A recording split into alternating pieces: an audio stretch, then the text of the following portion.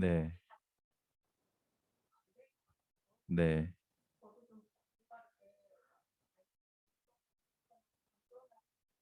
예. 네. 네. 감사합니다. 아, 너무 말씀 잘해주셨어요. 네, 옆에 계신 분 해주시겠어요? 네. 예.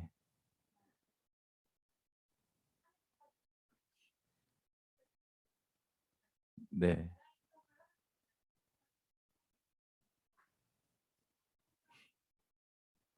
네.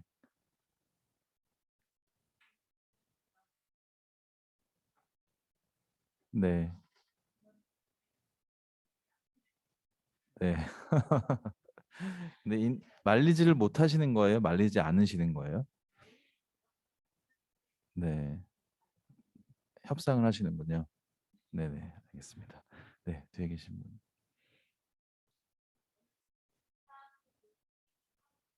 네. 아, 그러시군요.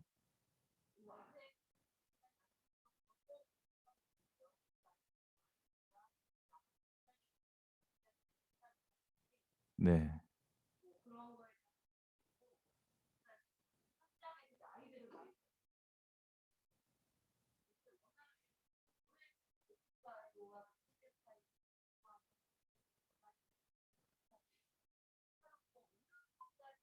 음.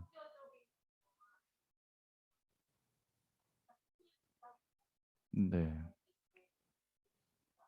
네. 네. 알겠습니다. 네. 선생님이셨군요. 네. 현장에서 요즘에 제가 오늘 하려는 얘기를 현장에서도 많이 하거든요. 네. 그래서 또 좋은 또 이렇게 교감이 됐으면 좋겠고요. 여기 줌으로 지금 접속하신 분들 중에서도 말하고 싶다라고 하시는 분들이 계실 것 같아서요. 이게 소통이 되나요? 여기 말씀하시면 다 들리나요? 아, 예. 그러면은 이렇게 많지는 않으시니까 혹시 그러면 그렇게 해봐도 될까요? 예, 혹시 제가 그러면 그냥 제가 보는 이 줌 화면에서 제 상단 좌측에 있는 부분부터 이렇게 돌아가도록 하겠습니다. 고용국 선생님부터 먼저 한번 말씀해 주실 수 있으세요? 네, 들리시나요? 잘 안. 들리시나요? 말씀이 안 들리시는 것 같은데.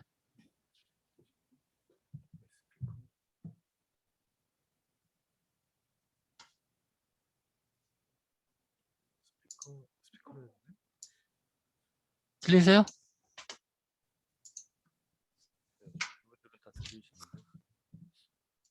여기만 안 들리시나 봐요. 왜? 지금 여기 계신 분들은 서로는 공유가 되시는데.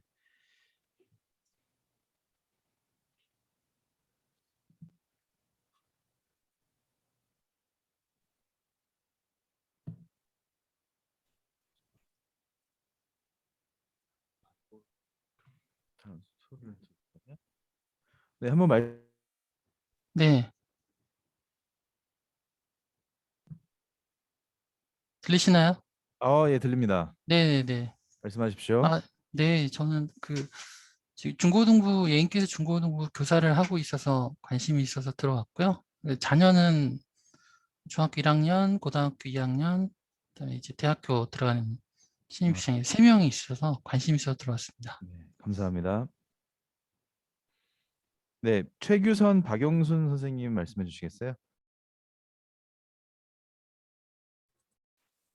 저희는 중학교 2학년, 고등학교 1학년 자녀를 두고 있는 학부모고요. 어, 저희 같은 경우는 뭐 엄마, 아빠, 딸 둘이 전부 다 각자 핸드폰으로 인터넷을 하는 경우가 많이 있고, 그다음에 큰애하고 작은애 이렇게 모습을 이렇게 보면 이렇게 인터넷을 하면서 이렇게 공부를 하는 귀에다 이어폰을 꽂고 그다음에 이렇게 공부를 하는 문제를 풀고 하는 모습들을 많이 보게 돼서 이걸 어떻게 대처해야 되나 그래서 한번 관심 있게 보려고 합니다. 네, 감사합니다. 이상입니다. 감사합니다. 나선영 선생님 말씀해 주시겠어요?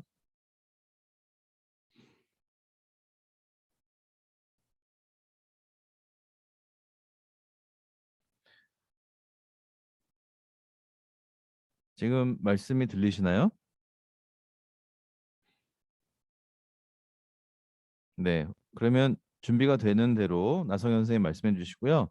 김정란 선생님 말씀해 주시겠어요?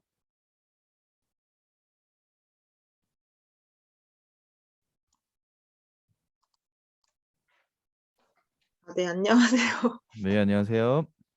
네, 저희 아이들은 초등학교 5학년, 중학교 1학년인데요. 그러니까 인터넷을 많이 하는 편은 아니에요, 친구들에 비해서. 근데 이제 미리 좀 알아놓고자 참여하였습니다. 네, 감사합니다. 운솔, 운별, 조경순 선생님 말씀해 주시겠어요? 네, 안녕하세요. 안녕하세요. 아, 네. 어, 중고등학생 아이들이 이제 줌으로 비대면 수업을 하다 보니, 늘 휴대폰을 가지고 살다 보니, 그걸로 인한 대립이 많이 되는 것 같아요. 부모와 자녀 사이에. 그래서 어떻게 하면 안 싸우고 사이좋게 잘 지낼 수 있을까? 그런 생각이 좀 듭니다. 네, 감사합니다. 이재희 선생님 말씀해 주시겠어요? 네, 안녕하세요. 저는 고등학교 2학년 올라가는 남자아이랑 초등학교 6학년 이제 올라가는 여자아이가 있는데, 네, 얘들도 비슷한 것 같아요. 큰애 같은 경우는 이제 PC 게임을 많이 하고 디스코드 이런 걸 하면서 그런 부분에 있어서 조금, 네, 근데 그게 또 친구들하고 소통의 기능이 되는 것 같아서 또 그거를 많이 제재를 하기에도 힘든 상황이고, 둘째 같은 경우는 핸드폰으로 유튜브를 많이 보더라고요. 그래서 이제 좀 더 올바르게 사용하면 좋겠다라는 생각이 듭니다. 네, 네. 네, 감사합니다. 마지막으로 나선영 선생님. 네, 잘 안 되시는 걸까요? 예, 알겠습니다. 그럼 그냥 진행을 할까요? 네네, 알겠습니다. 네, 저는 강도영이라고 하고요. 어느 날 그 권수민 목사님께 전화를 받고 이 주제로 강의를 하면 좋겠다라고 이제 의뢰를 받았습니다. 그래서 이제 뭐 이런저런 생각을 하다가 이 강의가 어떤 강의가 되어야 할 것인가를 좀 고민을 많이 했거든요. 그러다가 이거는 어, 미디어 리터러시 강의다라고 저 스스로 이렇게 결론을 내리고 오늘 강의 제목을 미디어 리터러시, 소제목을 청소년의 올바른 인터넷 문화 소비 이렇게 한번 잡아봤습니다. 원래 처음에는 그 소셜 딜레마라는 다큐멘터리가 있어요. 넷플릭스에서 하는 다큐멘터리인데 그거를 이제 여기서 다 같이 여기 참석하시면 같이 오프라인으로 이제 영화를 같이 보고 그 영화에 대해서 이야기를 좀 해보려고 했었는데 오늘 현장 참석보다는 이제 온라인 참석이 더 많다고 이제 말씀하시기도 하셨고 또 넷플릭스 영상은 이렇게 줌으로 공유가 안 되거든요. 그래가지고 오늘은 아주 짧은 영상을 같이 보고 이 얘기를 나누려고 합니다. 이 미디어 리터러시에 대한 주장 또는 뭐 교육의 결이 상당히 많이 있어요. 그리고 또 미디어에 관한 관점도 다양하고요. 아주 익숙한 관점은 보호주의적인 관점. 네, 우리가 아이들을 이 미디어의 범람으로부터 보호해야 된다라는 보호주의적 관점이 가장 보수적인 관점이겠죠. 그렇다면 그 반대편에는 조금 더 적극적으로 우리가 뭔가를 해 나가야 된다, 헤쳐 나가야 된다 이런 관점들이 있을 텐데 저는 보호주의적인 관점은 아니고 조금 더 적극적으로 뭔가를 해 나가야 된다, 준비해야 된다, 미리미리 뭔가를 이렇게 공부하면서 이제 준비해 나가야 된다는 그런 입장인데요. 저희 입장도 여러 가지 입장 중에 하나라고 생각하시고 들어주시면 감사하겠습니다. 그럼 먼저 저희가 영상을 하나 보고 계속해서 이야기를 나눌게요. 그냥 클릭만 하면 될까요?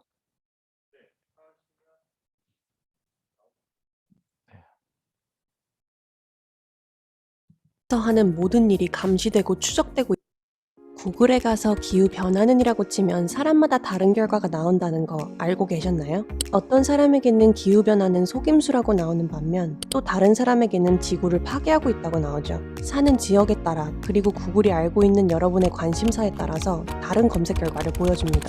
That's not by accident. That's a design technique. 우리가 온라인에서 하는 모든 일이 감시되고 추적되고 있으며 행동 하나하나가 조심스럽게 관찰되고 기록된다고 이야기합니다. 페이스북 좋아요 버튼의 창시자, 트위터의 핵심 개발자 출신, 전 핀터레스트 사장, 구글, 인스타그램, 유튜브, 가장 인기 있는 소셜미디어의 전직 임원들과 직원들이 윤리적인 이유로 회사를 나오거나 직종을 바꾸며 입을 모아 이야기합니다. 여러분들이 사용하고 있는 SNS 뒷면의 이야기를 들으면 더 이상 사용할 수 없을 것이라고요. 스티브 잡스는 자녀들이 아이패드를 사용하지 못하도록 하고, 마크 주커버그는 자녀들의 소셜미디어 사용을 차단하며, 빌 게이츠는 자녀들의 컴퓨터 사용 시간을 제한합니다. 실리콘밸리 전문가들은 본인들이 직접 만들어낸 창조물임에도 이것에 대해 경고하기 위해 나왔습니다.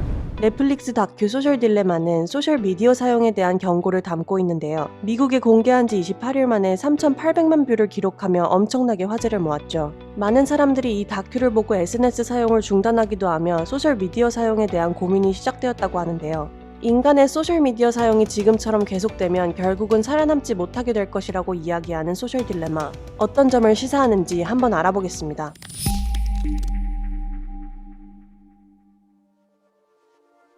마약 산업 외에 소비자를 유저라고 부르는 유일한 산업. 이 말의 숨겨진 의미는 우리가 사용하는 SNS들이 중독을 위해 특별히 설계되어 있다는 것입니다. 그것을 직접 설계한 전문가들이 그 위험성과 심각성에 대해 설명합니다. SNS를 사용하는 동안 우리의 뇌에서는 도파민이 방출된다고 하죠. 도파민은 우리가 술을 마시고 담배를 피고 도박을 할 때 뇌에서 나오는 바로 그 호르몬입니다. 소셜미디어를 설계하는 엔지니어들은 우리가 온라인 상태일 때 도파민 생성을 유도해 사용자들의 온라인 지속 시간을 늘리는 것이 목표라고 하죠. 그러기 위해서는 소셜미디어 사용 시간 동안 끊임없이 작은 보상들을 제공합니다. 사람들이 눌러주는 좋아요 버튼, 상대방이 지금 타이핑을 하고 있다는 표시의 말풍선, 누군가가 내 사진을 태그하였다는 메시지, 이 모든 것이 우리에게 도파민을 방출시키고 이로써 온라인 상태가 아닐 때 도파민 결핍 상태가 되는 것입니다. 우리가 밤에 핸드폰을 사용하면 잠을 들지 못하는 이유이기도 하죠.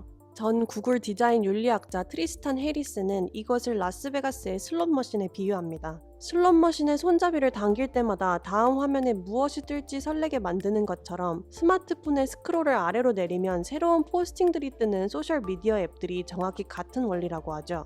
그러나 소셜미디어는 나이 제한을 하는 술, 담배, 도박과는 다르게 나이 제한이 없습니다. 요즘은 아주 어린 나이부터 소셜미디어를 자연스럽게 접하도록 되어 있죠. 중독과 자극에 너무 어린 유저들이 노출되어 있다고 전문가들은 염려합니다. 실제 통계를 보면 SNS 앱들이 등장한 2009년부터 청소년기 아이들의 우울증과 정신질환이 급격하게 증가하였으며 10대 여학생들 사이에는 자해와 자살 수치는 놀라울 정도로 급증하였습니다. 실리콘밸리 전문가들은 대부분 자녀들의 소셜미디어 사용을 금지하고 스크린 타임을 제한시킨다고 하죠. 본인들이 만들어낸 창작품이니 어떤 영향을 끼치는지 더 잘 알고 있겠죠. 그렇다면 사실 소셜미디어는 대부분 무료로 사용할 수 있는데 사용자들을 이렇게까지 중독시키려고 하는 이유는 무엇일까요?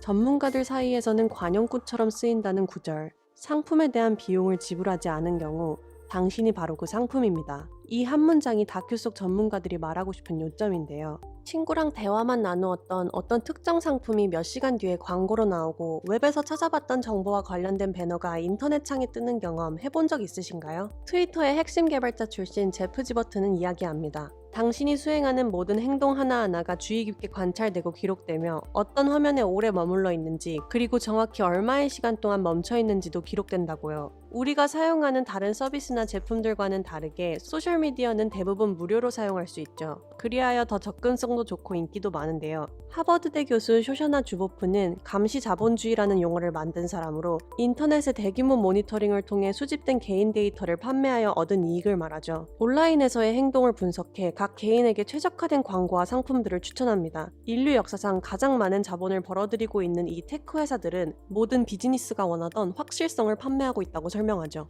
사람의 성향과 취향을 분석하고 행동을 예측해 인간의 미래에 투자하고 있다고 이야기합니다. 석유의 미래, 돼지고기의 미래에 투자하는 시장이 있는 것처럼 인간의 미래에 대해 독점적으로 거래되고 있는 시장이라는 것이죠. 그리하여 이 거대 기업들 중 가장 정확하게 인간의 행동을 예측하는 누군가가 승리하는 대결이라고 설명합니다. 실험용 쥐에 비유하며 우리의 관심을 끌기 위해 경쟁하는 대규모 글로벌 실험에서 사람이 사용되고 있다고 이야기하죠. 추천 영상, 추천 포스팅을 우리가 고른 것이라고 착각하지만 그들이 당신을 고른 것이라고 경고합니다. 그리하여 결과적으로 사람들은 본인이 보고 싶어하는 뉴스나 정보만 접하게 되며 이런 현상들은 양극화를 심화시키고 있다고 하는데요.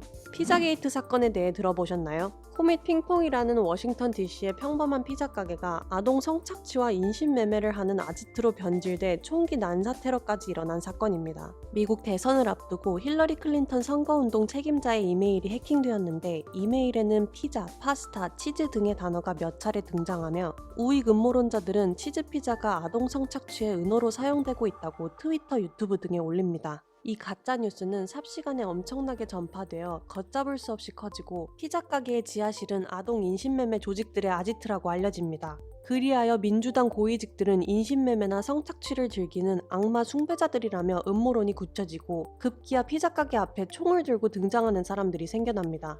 그러나 이 피자 가게는 지하실 하나 없는 평범한 피자 전문점이었죠. 실제 사실과 아무 상관없는 가짜뉴스가 소셜미디어를 타고 이렇게까지 부풀려질 수 있다니 믿기 힘들지만 우리가 접하는 정보 중 가짜뉴스는 허다하다고 합니다. 우리가 클릭을 하고 몇 초 동안 영상을 봄으로써 수천 개의 추천 목록이 생성되고 이것이 정치적 선전이나 음모론으로 이어질 수 있다는 거죠. 문제는 이 알고리즘은 그 정보들이 진짜인지 가짜인지에 대해 관심이 없고 사용자가 계속 보고 있는지만 중요한 것이죠. 그렇다 보니 통계적으로 가짜뉴스는 진짜뉴스보다 6배나 더 빨리 퍼진다고 합니다. 보수는 더 보수 성향으로 치우치게 되고 진보는 더 진보 성향으로 치우치게 되고 자신과 다른 의견을 가지고 극단적인 행동을 하는 사람들을 보며 어떻게 저 사람은 내가 알고 있는 이 중요한 사실에 대해 모를까라고 생각하기 마련이지만 실제로 그 사람은 내가 알고 있는 뉴스와 정보에 대해서 전혀 모른다고 하죠.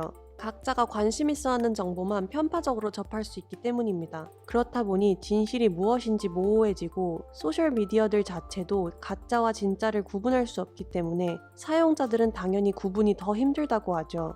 그리하여 무엇을 염려하냐는 질문에 전문가들은 내전, 문명의 붕괴, 민주주의의 파멸, 그리고 인간의 존재 자체에 대한 불안을 이야기합니다. 사람들은 AI가 언젠가 세상을 지배하게 될 것이라고 우려하며 터미네이터 같은 영화가 현실이 되는 거 아니냐 걱정하죠. 그러나 트리스턴 해리스는 이미 우리가 그 세상에 살고 있다고 이야기합니다. 이 소셜미디어 테크 회사들에는 아주 많은 컴퓨터들로 가득 차 있는 수많은 방이 존재한다고 합니다.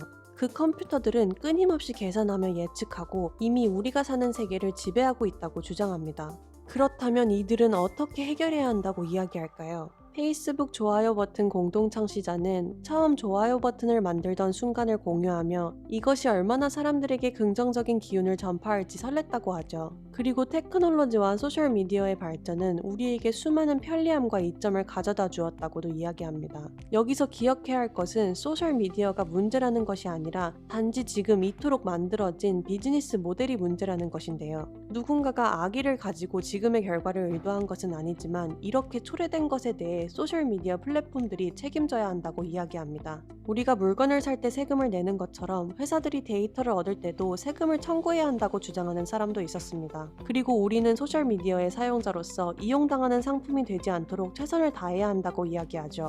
모든 SNS 앱 지우기, 그게 안 된다면 모든 푸시 알람 끄기, 취침 30분 전에는 모든 전자기기를 침실 밖에 두기, 고등학교 이전 아이들은 소셜미디어 접속 금지시키기, 자녀와 매일 적합한 스크린 시간을 상의하여 정하기, 소셜미디어를 통해 찾은 정보는 공유하기 전에 팩트체크부터 하기, 앱에게 부여하는 GPS, 카메라, 연락처 등의 접속 권한 의식하며 사용하기, 나와 반대되는 견해를 가진 사람들도 의식하여 살펴보고 내 피드에 제시된 것보다 세상에 더 많은 것이 있다는 현실 스스로 인식하기, 검색 기록을 저장하지 않는 검색 엔진 사용하기. 다큐는 공개 후 화제를 모으며 다양한 반응들이 있었는데요. 한 언론인은 즉시 스마트폰을 쓰레기통에 버린 뒤 그 쓰레기통을 페이스북 임원의 창문으로 던지고 싶게 될 다큐라고 리뷰하였고, 많은 사람들은 현 시대 가장 사람들이 알아야 할 문제를 드디어 수면 위로 떠오르게 했다고 반응하였습니다.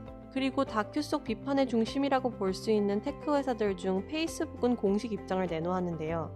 2페이지나 되는 성명서의 요점은 소셜 딜레마가 어렵고 복잡한 사회 문제에 편리한 희생양을 만들기 위해 소셜미디어 플랫폼이 작동하는 방식에 대한 왜곡된 시각을 제공한다는 것이었습니다. 저는 개인적으로 이 작품을 보며 소셜미디어에 가장 직접적인 영향을 받는 세대에 대해 많은 생각이 들었는데요. 베스트셀러 작가이자 컨설턴트인 사이먼 사이넥이 몇 년 전 소셜 딜레마와 아주 유사한 이야기를 한 것이 기억이 납니다. 그는 유명 인터뷰에서 밀레니얼 세대의 4가지 요점을 설명하며 현재 젊은 세대가 왜 최악의 세대라고 불리는지 설명하였습니다. 요새 젊은 애들은 게으르고 제멋대로며 참을성도 없는 데다 나르시즘에 빠져있다고 기성세대는 손가락질한다죠. 밀레니얼의 부모 세대는 자식들에게 너가 원하는 건 뭐든 할 수 있고 노력만 하면 무슨 꿈이든 이룰 수 있다고 가르칩니다. 하지만 지금의 젊은 세대는 그의 부모들과 다르게 훨씬 더 많은 교육을 받았지만 스킬은 배우지 못해 사회에 나오는 순간 꿈을 이룰 수 없다고 금방 깨닫습니다. 원하는 TV 프로그램은 기다림 없이 바로 시청할 수 있고 사고 싶은 물건은 몇 시간 만에 배달되고 심지어 데이트 상대도 클릭 한 번이면 구할 수 있죠.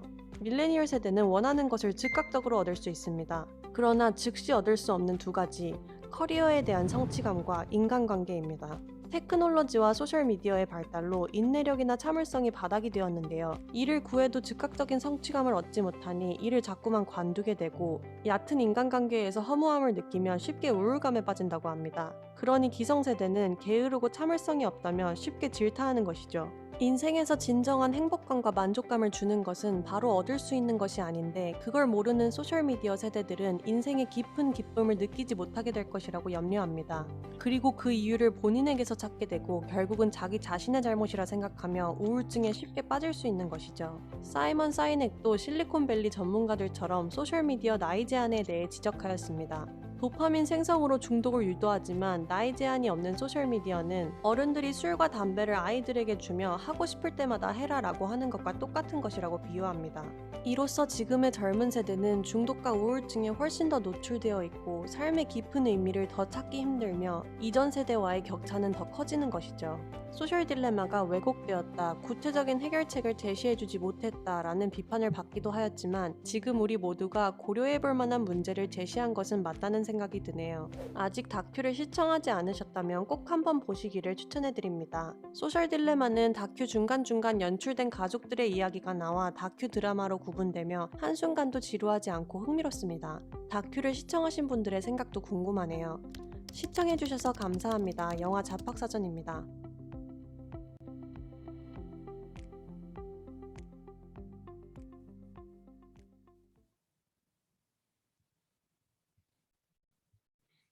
어떻게 재밌게 보셨나요? 공감이 좀 되셨어요? 이 마이크가 되고 있는 건가? 되고 있는 거겠죠? 예. 재밌게 보셨어요? 네. 고개를 끄덕이시는 거 보니까 공감을 하신 것 같습니다. 제가 처음에 시작을 할 때 보호주의적인 관점도 있고 또 그 반대에 있는 관점도 있다 이렇게 말씀드렸는데 이 영상을 보시니까 이 영상은 핸드폰 또는 SNS에 대해서 어떤 입장인 것 같으세요?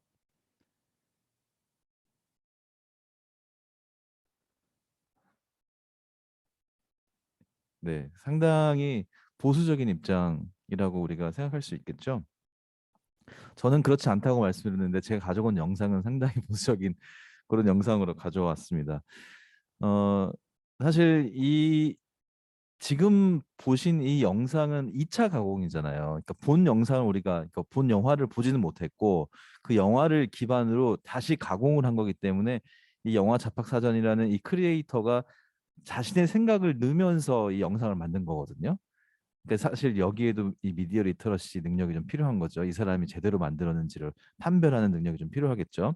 이 사람이 중간에 무슨 말을 했냐면은 중독을 위해서 디자인했다 이렇게 얘기를 했어요. 사실 그 영상에서는 그렇게 직접적으로 중독을 위해서 이 사람들이 디자인했다라는 말은 나오진 않아요. 근데 그렇게 느낄 수 있는 뉘앙스들은 있어요. 그러니까 이 사람은 확증적으로 그냥 그렇게 표현을 한 거죠. 그런데 영상에서 어떤 인터뷰 내용 중에 어떤 내용이 나오냐면 우리는 그렇게 하기 위해서 그러니까 중독을 이끌어내기 위해서 디자인하지 않았다. 이렇게 내용이 나오거든요. 어, 처음에는 아까 내용에도 잠깐 나온 것처럼 좋아요 버튼을 이제 만들었을 때 그 좋아요 버튼이 얼마나 좋은 영향력을 선한 영향력을 미칠 것인가에 대한 설렘으로 시작했다 이렇게 했지만 어느 순간 이 기술의 발전은 우리 손을 벗어났다 이렇게 이제 얘기를 해요. 그래서 이 사람들을 악마화하려고 하는 그런 노력은 1차 그 원래 영상에서는 없습니다. 그런데 마치 이제 이 영상에서는 SNS 개발자들을 약간 악마화하는 그런 어떤 느낌의 뉘앙스들이 조금 있는데 그런 부분들은 좀 우리가 구별하면서 봐야 될 것 같습니다. 제가 제 소개를 안 했군요. 저는 제 스스로의 정체성을 사회문화 선교사라고 생각하고 있습니다. 저는 이제 기독연구원 느헤미야에서 목사 안수를 받았고요. 빅퍼즐 문화연구소의 소장으로 있고 지금 저의 직장은 서울국제 어린이영화제라는 곳에서 프로그래머를 하고 있습니다. 그리고 모두를 위한 기독교 영화제에서 사무국장으로 일하고 있습니다. 네, 목사인데 교회에서 사역은 안 하고 왜 이런 거 하냐 이런 질문들도 많이 받는데요. 어, 사회문화 선교사로 생각해 주시면은 될 것 같습니다. 제가 먼저 핸드폰 이야기로 이야기를 시작을 하려고 하는데요. 제가 어느 날 어떤 선생님들의 워크숍에 참여한 적이 있어요. 근데 그 워크숍에서 이렇게 핸드폰에 관한 이야기가 쭉 나왔었거든요. 근데 어떤 내용이냐면은 지금 뭐 사진에도 뭐 보시겠지만 우리 가족의 모습이 약간 이런 모습 아닐까? 아까 우리 여기 참여하신 선생님도 가족들이 다 핸드폰으로 이렇게 영상을 많이 보신다 이런 말씀도 해주셨는데 허심탄회하게 선생님들하고 얘기를 나누면서 그 핸드폰 사용 시기에 대한 얘기가 자연스럽게 나왔어요. 그러면서 어떤 한 미술 선생님이 이런 주장을 하기 시작하셨습니다. 뭐라고 하시냐면은 어린이에게 핸드폰을 줘야 하는 시기를 말씀하시면서 초등학교 1, 2학년하고 초등학교 5, 6학년을 말씀하시는 거예요. 그래서 본인은 이제 미술 선생님인데 학교 미술 선생님은 아니고 아주 유명한 그 미술 작가로 활동하시면서 이 학원을 이제 운영하시는 분이셨고 그래서 되게 인기가 많은 선생님이셨는데 1, 2학년 때부터 부모님이 핸드폰을 준 아이하고 늦게 준 아이하고 이 두 가지 면에서 많이 달랐다라고 하는데 뭐냐면 이 두 가지였어요. 정서적인 안정과 장기 집중력 그리고 집착과 중독. 딱 보면 이제 느껴지시죠? 1, 2학년 그러니까 빨리 준 아이들은 집착과 중독이 심하고 어, 단기 집중력은 있을 수 있는데 왜냐하면 영상 같은 걸 보면 엄청 집중해서 보게 되잖아요. 다들 그렇게 이제 관찰하셨겠지만 저도 제 아이가 유튜브를 보면 엄청 집중해서 보거든요. 그런 단기 집중력이 생기는 반면에 장기 집중력이 현저하게 떨어진다. 이거는 이 선생님의 개인적인 의견입니다. 그 주장이고. 그런데 반면에 5, 6학년, 그러니까 비교적 늦게죠. 요즘 아이들을 비교해서 보자면은 5, 6학년 때 핸드폰을 처음 이제 사용하게 된 아이들은 정서적으로 상당히 안정돼 있고 장기 집중력이 훨씬 더 강했다. 이게 이제 그런 주장을 하시면서 이 선생님이 자기들이 돈 받고 하는 선생님이기 때문에 객관적으로 아이들을 살펴볼 수 있다. 부모들은 모른다. 이렇게 하면서 이제 이 주장을 하셨어요. 어떻게 주장에 좀 동의가 되십니까? 네, 여기 선생님도 계신데 선생님 어떻게 생각하실지 궁금하네요. 네. 저는 그 얘기를 들으면서 좀 동의가 안 되는 부분이 많았어요. 일단은 제가 여기다 악마화가 문제라고 쓰긴 썼는데 핸드폰을 엄청 악마화하더라고요. 핸드폰만 없으면 모든 문제가 다 해결될 것처럼. 핸드폰 없다고 뭐 모든 문제가 해결됩니까? 네, 그렇지는 않을 건데 마치 핸드폰에 있어서 아이들의 어떤 정서의 문제와 집착의 문제가 핸드폰 때문에는 아니잖아요. 제 생각에는 그래요. 그러니까 원인 중에 하나가 될 수는 있지만 그렇게 이제 말씀을 하셔서 이거는 상당히 아주 보수적인 보호주의적인 관점. 그러니까 우리가 아이들을 핸드폰으로부터 인터넷으로부터 SNS로부터 완전 차단해야 되고 보호해야 된다라는 그런 입장. 이고요. 사실 이거는 제가 느끼기에는 상당히 문제를 해결하는 데 전혀 도움이 되지 않는 아주 게으른 방법입니다. 그러니까 여기서도 이제 희생양이라는 페이스북도 이 다큐가 이 문제를 쉽게 해결하기 위해서 희생양을 하나 만들었는데 그게 우리였다라고 이제 입장문을 발표했잖아요. 저는 그 입장문에 뭐 전적으로 동의하지 않지만 어느 정도는 동의하는 부분들이 있습니다. 그러니까 문제를 해결하기 위해 상당히 다각적인 어떤 그런 접근으로 문제를 해결하려고 노력을 해야 되는데 너무 쉽게 어떤 문제가 있고 문제를 파악했고 이게 문제야라고 답안을 내야 되기 때문에 일종의 희생양으로 그렇게 이제 이 다큐를 만들었다는 입장인 건데 저도 사실 이 선생님이 제기한 문제 제기의 방식에서 좀 게으른 방식으로 문제 제기를 한 것 아닌가라는 그런 제 스스로의 문제 제기가 좀 있었습니다.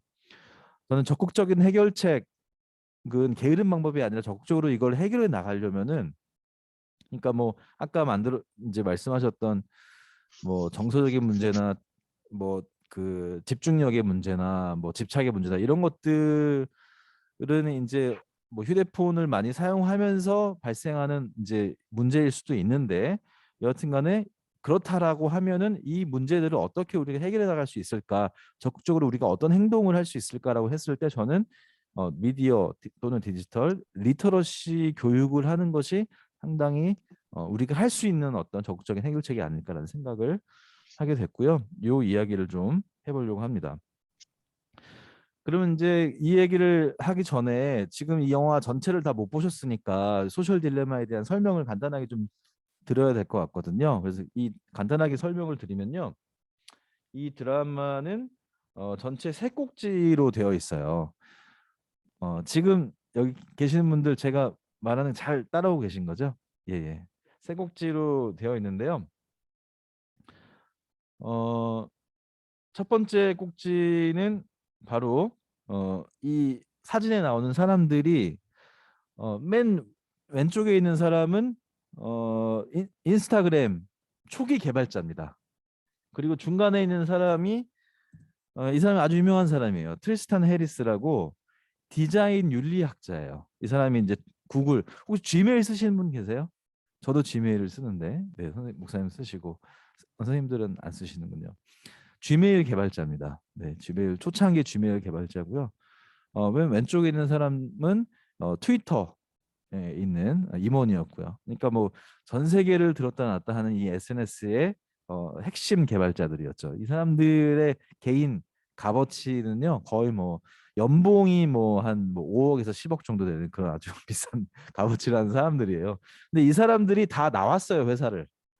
우리 회사에 문제 있다라고 문제 제기하면서 나왔습니다. 그러면서 이 사람들이 하는 인터뷰가 영화의 전반부에 상당히 많이 나옵니다. 네, 그게 한 꼭지예요. 그러니까 우리 회사 지금 문제 있어. 이 SNS 회사들 문제 있어. 라고 주장을 하는 게 한 꼭지를 담당하고 있고요. 그 다음에는 이제 아까 영상에도 나왔듯이 한 가족이 나와요. 가족이 나오는데 그 가족이 어떻게 SNS를 사용하는지 근데 이제 그 가족이 첫째 큰딸 그리고 둘째 아들 막내 딸 이렇게 세가 그리고 이제 엄마 아빠 이렇게 있는데요. 예, 여기 사진에 나오는 친구가 이제 둘째 아들과 막내 딸이 여기 위아래로 나오네요. 이제 SNS를 계속 사용하면서 어떤 영향을 미치는가 이런 것들을 이제 다큐지만 극화된 드라마가 이제 중간에 이렇게 삽입이 됩니다. 그래서 이 가족의 이야기가 이제 중간 부분을 차지하고 있고요. 이제 아까 영상에도 나왔지만 이 그 그래프를 기억하시죠? 이 그래프는 현 미국의 소셜 미디어가 소개된 2009년 이후로 청소년 자살률이 얼만큼 늘어났는가에 대한 그래프입니다. 지금 15세, 19세, 10세, 14세로 했을 때 70%, 151%나 늘어났다라는 표시를 해주고 있는 거고요.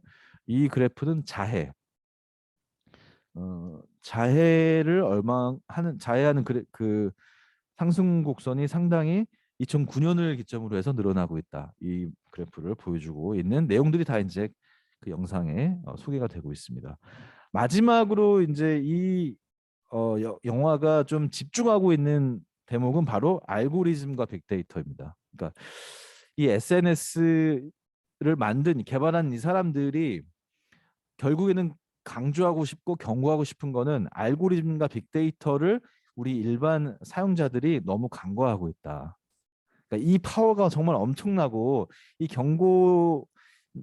위험성을 우리는 계속 말하고 있는데 아무도 듣지를 않고 있다. 뭐 이런 얘기를 많이 하고 있고요. 그래서 이 위험성을 좀 잘 알아야 된다. 뭐 이런 이제 경고를 하는 겁니다.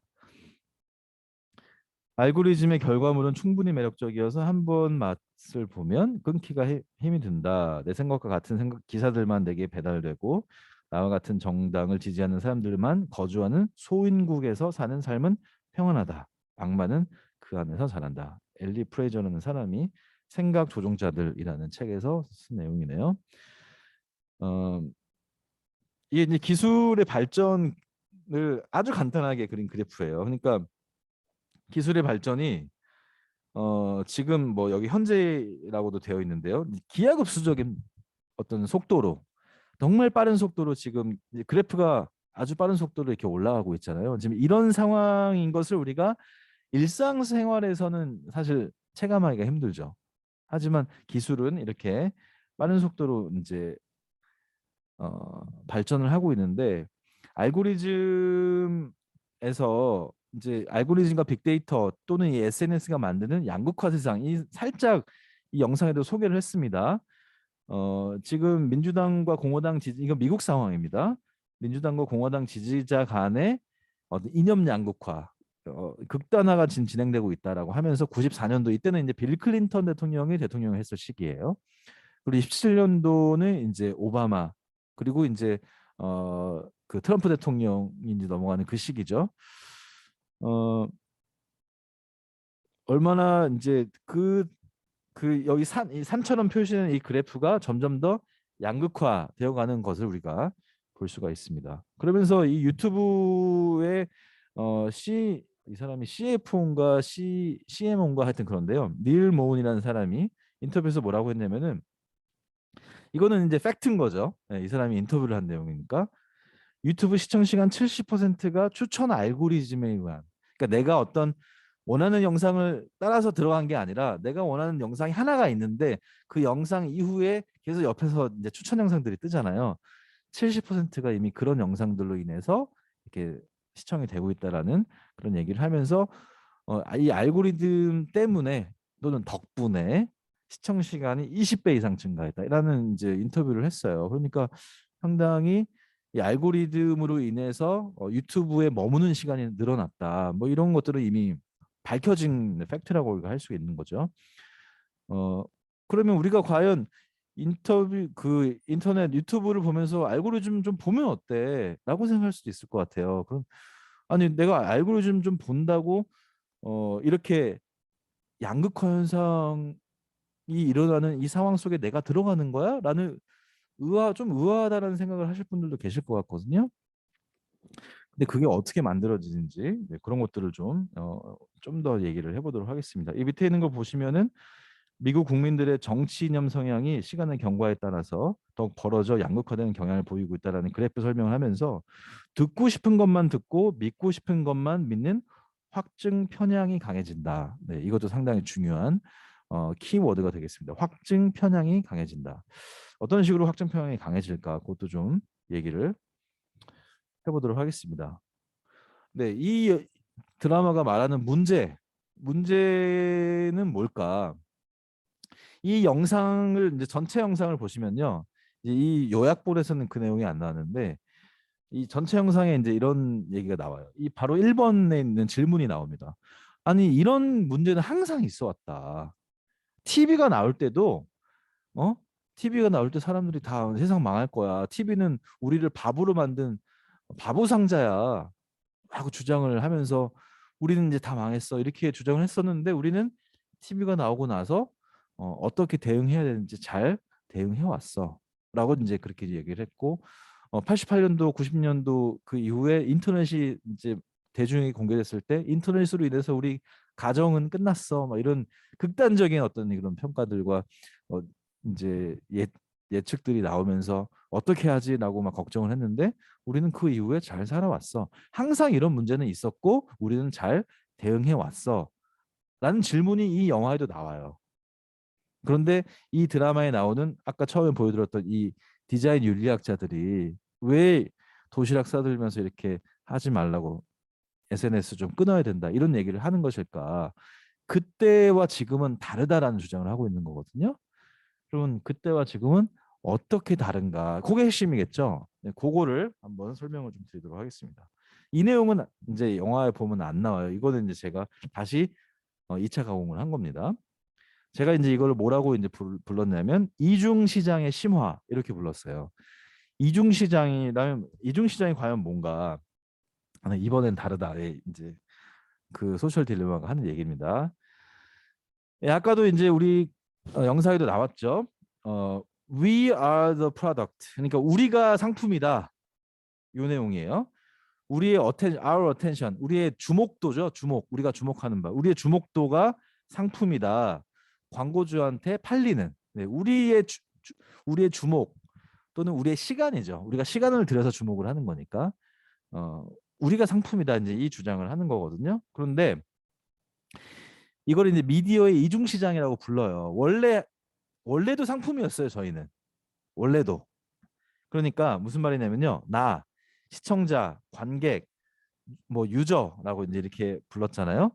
우리는 시간을 줘요. 방송국한테. 우리가 이제 시청을 하잖아요. 그 방송국은 우리한테 방송 제작물을 보여줍니다. 재미있는 방송을 해줘요. 그렇게 거래를 하는 거예요. 우리는 시간을 주면서 우리는 방송을 얻습니다. 그런데 방송국은 사람들의 그 시간, 그게 시청률이잖아요.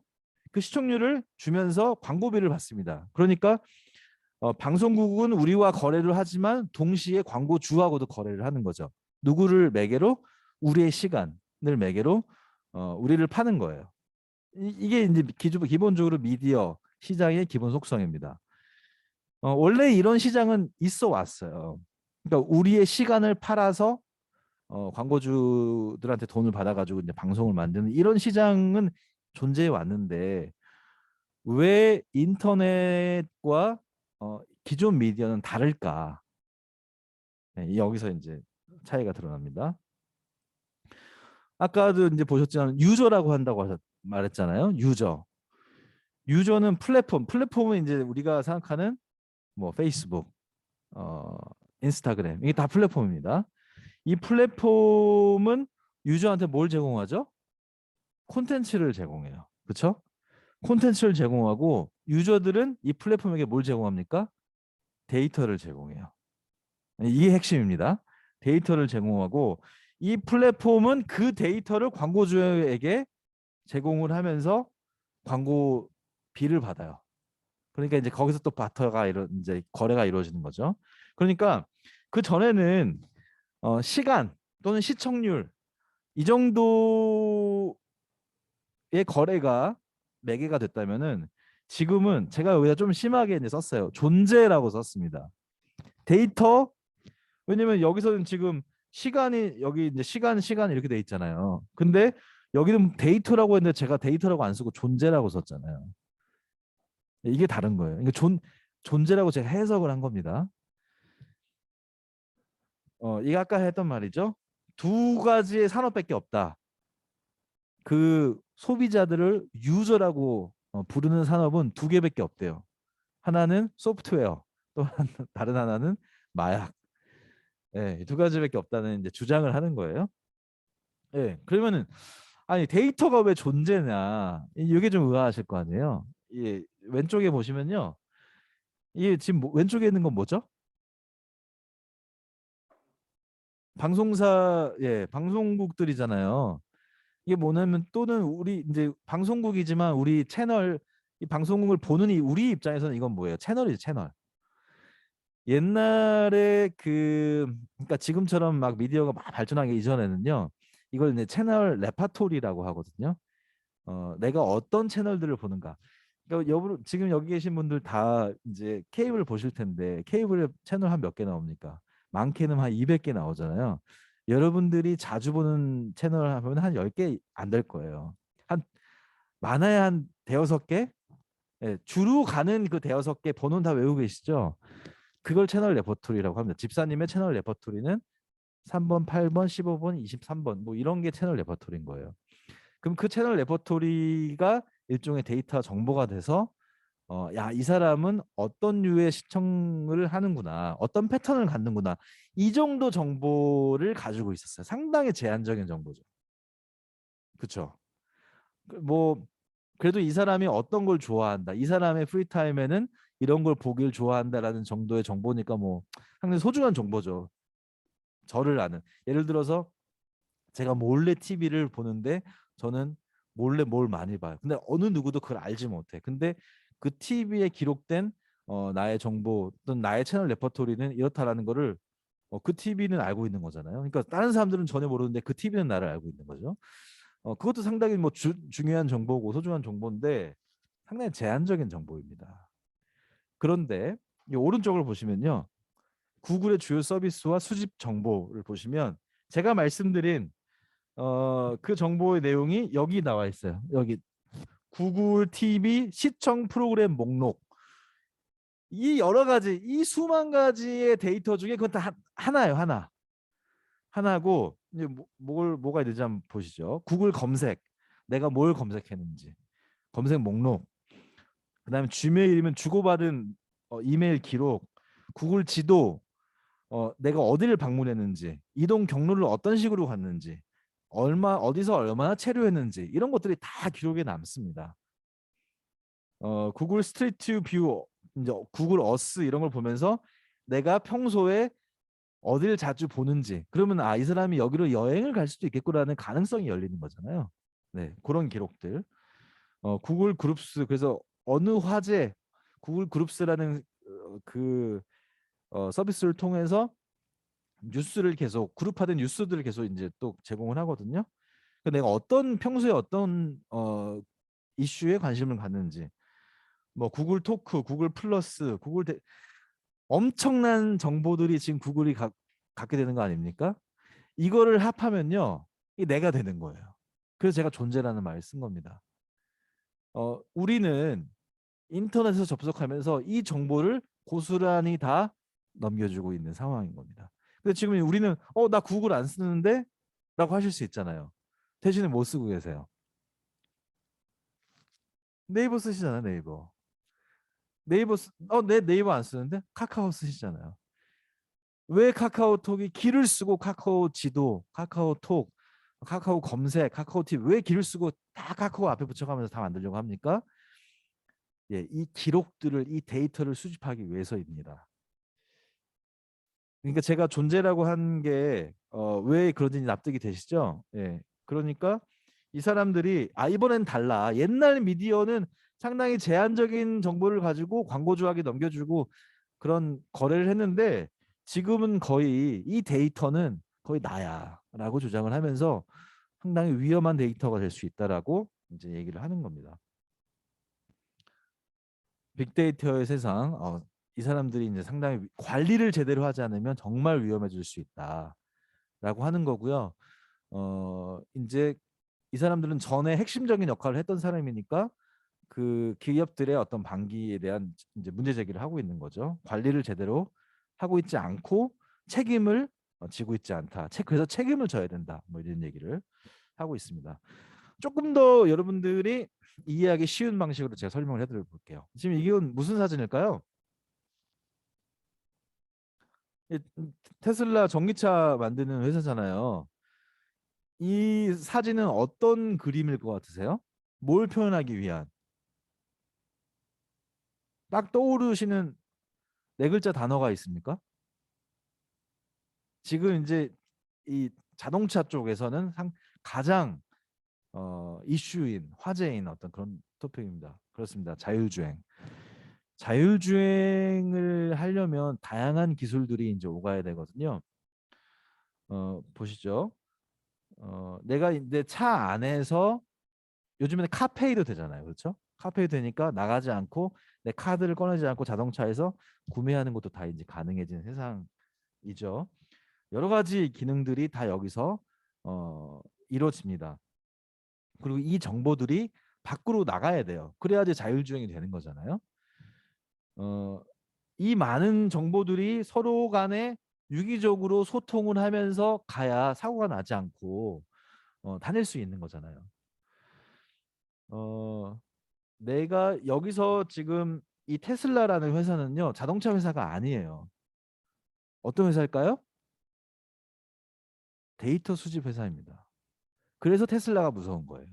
테슬라 자동차를 잘 만들어서 내가 세계에서 제일 많이 파는 자동차 되게, 이게 아니에요. 이 사람들의 목적은 이 데이터, 이걸 운전하고 있는 모든 사람들의 데이터를 수집해서 그걸로 무언가를 장사를 해보. 그 다음에 무언가를 해보겠다라는 얘기를 하고 있는 겁니다. 이 차들이 저도 이번에 최근에 며칠 전에 제주도 4박 5일을 다녀왔는데요. 거기서 차를 렌트해가지고 이렇게 막 다녔어요. 그 기록들이 다 이제 제가 자율주행화된 세상에서 이제 운전을 했다면은 그 기록들이 다 남아있겠죠. 어디서 무엇을 했고 그런 기록들이 다 남아있겠죠. 그런 데이터를 가지고 저한테 최적화된 상품들이 소개가 되고 광고들이 나오고 하는 그런 여러 가지 세상들이 이제 펼쳐지는 것이죠. 최근에 이 장면 혹시 기억하실지 모르겠는데 제가 넣을까 말까 하다가 상당히 중요한 장면이 갖고 넣었습니다. 안철수 후보가 윤석열 후보한테 공공 데이터에 대해서 물어본 적이 있어요. 그런데 윤석열 후보가 약간 얼렁뚱땅하고 넘어갔어요. 그러니까 이제 안철수 후보가 어떤 표정을 지으면서 그게 좀 화제가 됐는데 핵심 내용은 이겁니다. 정부가 그 데이터를 개방해야 된다라는 거거든요. 그래서 이제 데이터 산업이라는 공공 데이터가 기반이 돼야 되는데 현재까지는 정부가 아직 이런 데이터를 공개하지 않고 있다. 그래서 향후 우리가 뒤처지지 않으려면 이 데이터 경제에서 뒤처지지 않으려면 이 데이터를 공개해야 된다. 그런데 공개만 하는 게 능사가 아닌 거죠. 공개한 후에 어떻게 관리할 것인가, 어떻게 이걸 처리할 것인가 이런 것들을 다 국가에서 잘 해야 된다라는 거를 안철수 후보가 얘기를 한 건데 뭐 안철수 후보는 20년 전부터 이제 안랩 운영하면서 이런 어떤 이슈들을 많이 해왔기 때문에 상당히 전문가적인 입장을 가지고 있는 것이죠. 이 얘기가 나오고 나서 어떤 이야기들이 많이 나왔냐면요. KBS에서 만드는 작품들 있잖아요. 방송 제작물들. 이거 사실 KBS는 국가의 세금으로 만들어진 거잖아요. 그러니까 사실 이거 공공 데이터 아니냐. KBS가 만드는 제작물 또는 이미지, 음악 뭐 이런 것들만 공개해도 일반 사람들이 지금 요즘에는 하도 유튜브도 많고 크리에이터도 많고 많은 사람들이 지금 제작을 하고 있는데 제작하는데 상당히 어떤 길이 뚫릴 것 같다. 지금 이제 저작권 때문에 이미지 사용 제대로 못 해가지고 막혀 있는 것들이 많잖아요. 이런 공공 데이터들이 잘 공개가 되고 유통이 되고 소통이 되면 좋을 것 같다. 이런 이슈들이 막 이제 터져 나왔거든요. 공공 데이터 이슈는 이렇게 그냥 지나갈 일이 아니다라는 말씀을 드리면서 제가 이제 자율주행 정보 이것도 공공 데이터예요. 길은 공공재잖아요. 예, 그 길 위에서 이 사람이 어떻게 하고 있냐. 근데 이거는 공공 데이터이기도 하지만 동시에 개인의 사생활이 들어 있으니까 공공 데이터가 아닌 것도 혼지되어 있죠. 이런 정보들을 어떻게 이용하고 처리할 것인가 이런 부분들이 상당히 그 다음 정권의 중요한 이슈가 되어가고 있는 이런 사회가 지금 도래하고 있습니다. 이런 상황에서 지금 우리 학교는 어떻게 이거는 그냥 저는 상관없고요. 제가 지금 우리 학교는이라는 얘기를 하고 싶어서 이 이미지를 가져왔고요. 지금 우리 학교에서는 학생들은 과연 이런 전체 맥락 속에서 어떻게 핸드폰과 SNS를 사용하고 있는지 한번 보도록 하겠습니다. 청소년 미디어 사용 실태라는 조사를 2019년, 2020년에 했어요. 한마디로 하면 나는 모바일만 써라는 게 핵심입니다. 뭐 여러 가지 플랫폼들이 있겠지만 그러니까 여기서 말하는 플랫폼은 뭐 PC도 있고 뭐 태블릿도 있고 뭐 다양한 기기들이 있잖아요. 그런 플랫폼 중에서 나는 모바일 뭐 태블릿 PC도 모바일이긴 하지만 그러니까 핸드폰이죠. 핸드폰으로 사용한다. 라는 게 이제 핵심이고요. 트리스탄 해리스가 이제 아까 나왔던 그 사람인데 이 사람이 하고 있는 팟캐스트 방송의 이름이에요. 당신의 완전한 집중, Your Undivided Attention. 이게 이 사람이 하는 방송이에요. 이게 뭘 말하려고 하는 거냐면 우리가 인터넷을 볼 때, 핸드폰으로 뭔가를 볼 때 우리의 핸드폰은 나의 완전한 집중을 요구한다. 뭐 이런 이제 얘기예요. 이걸 근데 사실 나는 내가 보는 컨텐츠에 완전한 집중을 하고 있는 거지만 결국 내가 전달하고 있는 데이터를 통해서 나에게 돌아오는 광고주들에게 나는 완전한 집중을 사실 주고 있는 네, 그런 상황이 되는 거죠. 여하튼간에 아이들은 이렇게 완전한 집중을 핸드폰에게 보내주면서 모바일을 사용하고 있습니다.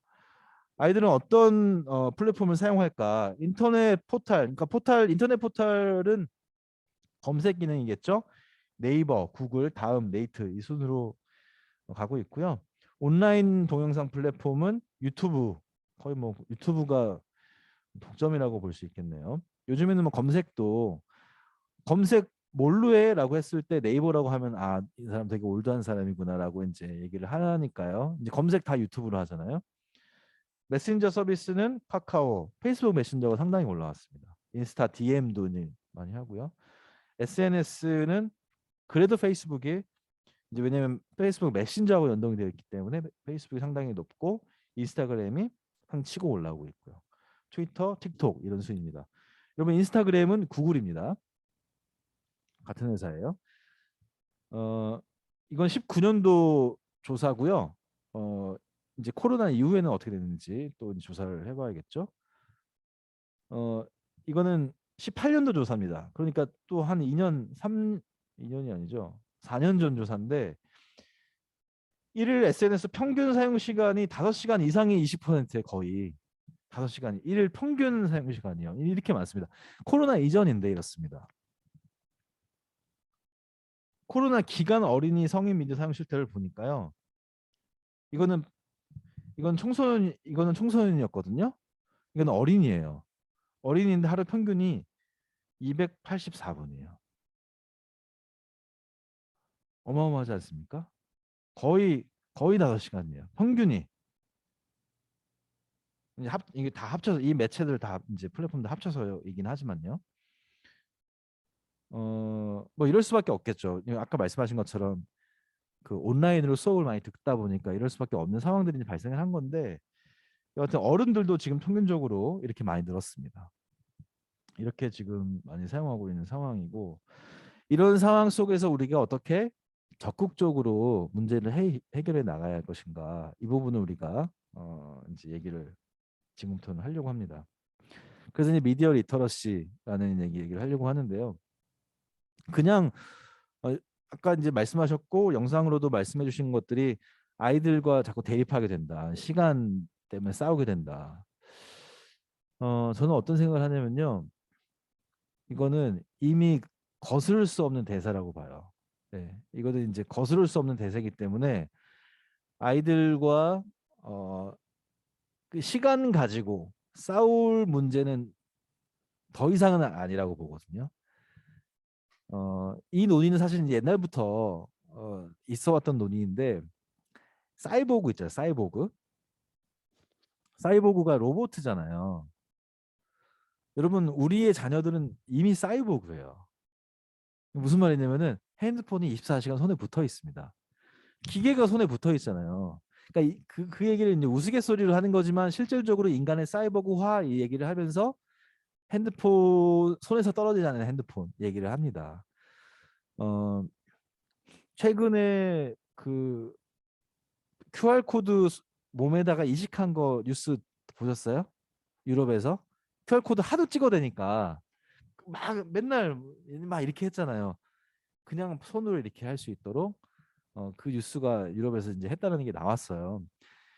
핸드폰도 뭐 얼마나 빠르게 그게 진행될지는 모르겠지만 여하튼간에 이미 인간의 기계화, 사이버그화는 진행되고 있습니다. 뭐냐면 그 핸드폰, 이 컴퓨터가 손에서 떨어지지는 않기 때문에 네, 이미 우리는 기계화 되어 가고 있다. 그렇다면은 자꾸 이 기계 내 몸이랑 연결되어 있는 이 기계를 얼마만큼 내가 전원을 끌 것인가 아닐 것인가의 문제는 더 이상 이제 우리가 싸울 수 있는 문제는 아니라고 봐요. 부모님이 가 있으면 없으면 그냥 전원 켤 거 아니에요. 내 몸에 연결되어 있는데.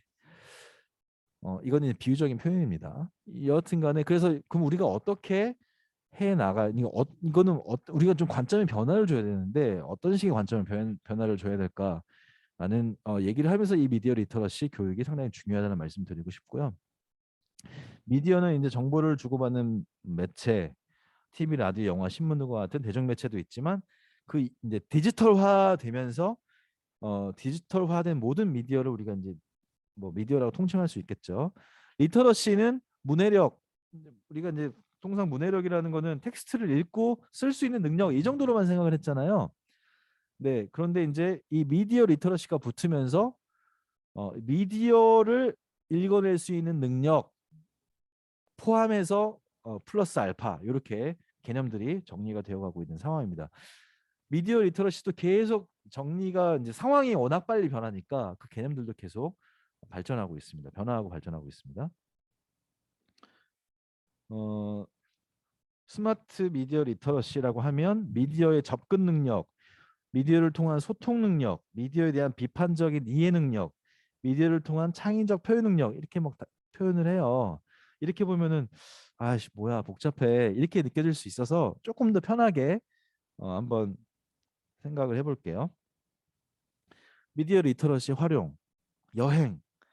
여러분들이 이미 다 엄청나게 미디어 리터러시를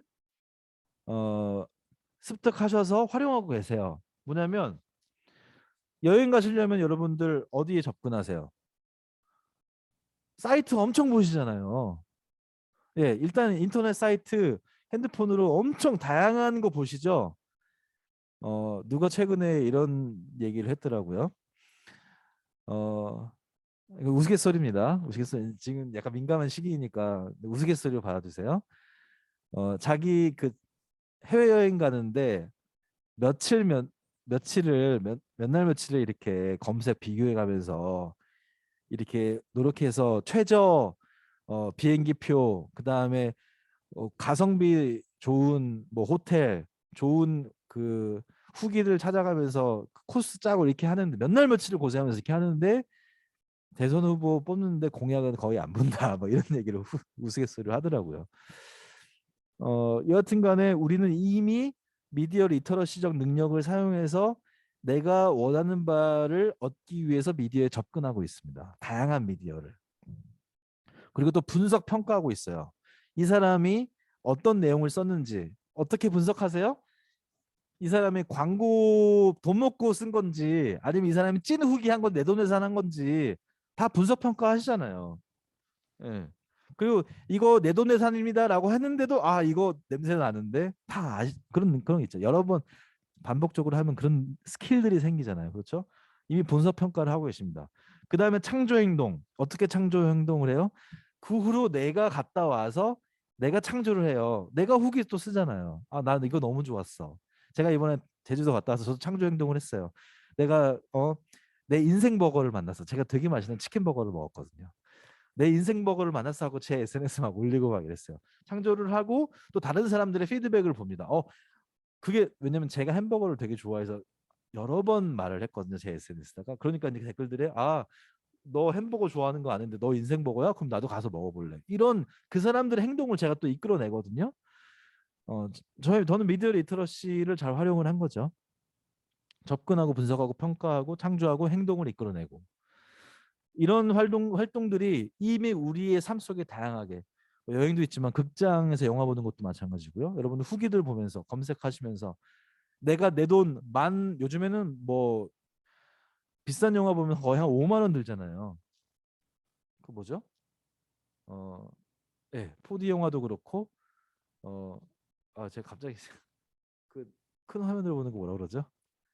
아이맥스. 예, 죄송합니다. 아이맥스 보려고 하면 두 사람 세 사람 가면은 뭐 거의 뭐 한 7만 원이 가족이 보려면 한 10만 원이 들어요, 요즘에. 그럼 가성비 따질 수밖에 없잖아요. 엄청나게 철저하게 분석 평가를 합니다. 그리고 창조와 행동까지 이어지고요. 이미 우리는 미디어 리터러시를 제대로 활용을 하고 있습니다. 우리 일상 속에서. 그런데 상당히 비판적으로 활용하기도 하고요. 그런데 우리가 그렇게 하면서 그러니까 우리의 돈이 직접적으로 인풋이 들어가는 영역에서는 우리가 그렇게 하는데 그렇지 않은 여러 가지 다른 영역에서도 그렇게 마땅히 해야 되는 영역에서 그렇지 하지 않고 있는 그런 부분들이 또 있습니다. 그냥 넘어갈게요. 시간이 없으니까. 예, 미디어 리터러시라는 개념은 이렇게 변해 왔어요. 옛날에는 인쇄물, 신문 여기에 머물러 있었다가 그 다음에는 영화, 텔레비전, TV 읽기 영화 읽기 이런 거 많이 예전에는 신문 읽기 이런 거 많이 하다가 요즘에 이제 인터넷 컴퓨터로 어떻게 이 정보들을 읽어낼 것인가, 좋은 정보들을 걸러낼 것인가, 뭐 이런 걸 많이 했고요. 소셜 미디어 이쪽으로 오면서 요즘엔 또 가짜 뉴스, 판별법 이런 건 한참 있었죠. 한 가지 아쉬운 거는 우리나라는 이 가짜 뉴스 분별은 하나의 분야예요. 한 분야인데 마치 우리나라의 디지털 미디어 리터러시는 요것만 있는 것처럼 여겨질 때가 많거든요. 그게 좀 많이 아쉽습니다. 이건 한 분야로서 그냥 중요하죠. 중요한데 이 뉴스 리터러시 중요한 부분이지만 마치 미디어 리터러시의 대부분이 이거인 것처럼 좀 이제 오해가 되는 부분들이 있어서 좀 아쉬운 부분입니다. 여하튼간에 미디어 리터러시 한 분야로서 가짜 뉴스 분별이라는 영역도 있다라는 것. 이 미디어 리터러시 교육의 여러 가지 전통 중에서 미국적 전통에서는 이 가짜 뉴스 분별이라는 게 상당히 강한 영역으로 지금 교육이 되고 있고 유럽 쪽은 조금 더 다양한 교육들이 이루어지고 있다고 볼 수가 있습니다.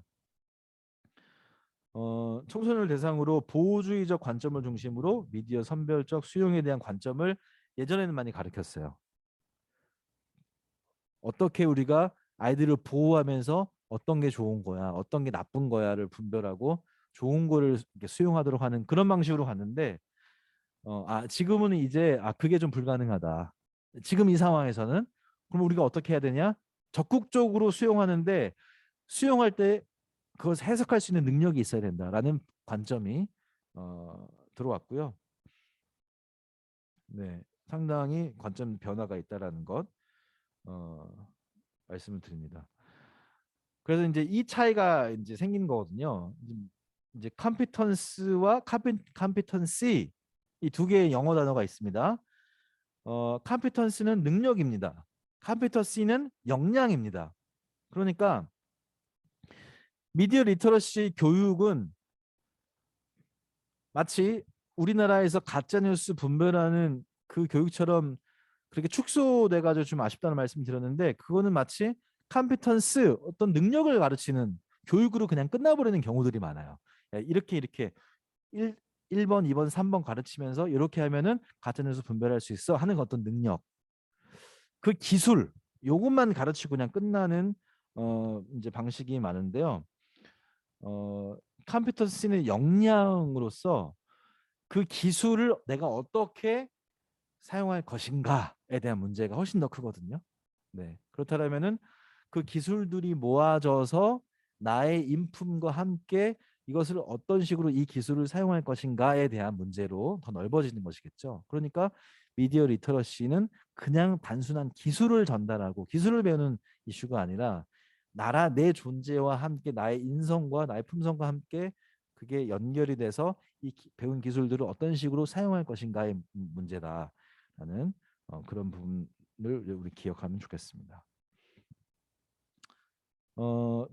이거는 이제 미디어 리터러시 교육 정책의 이해라는 강좌에서 가져온 내용인데요.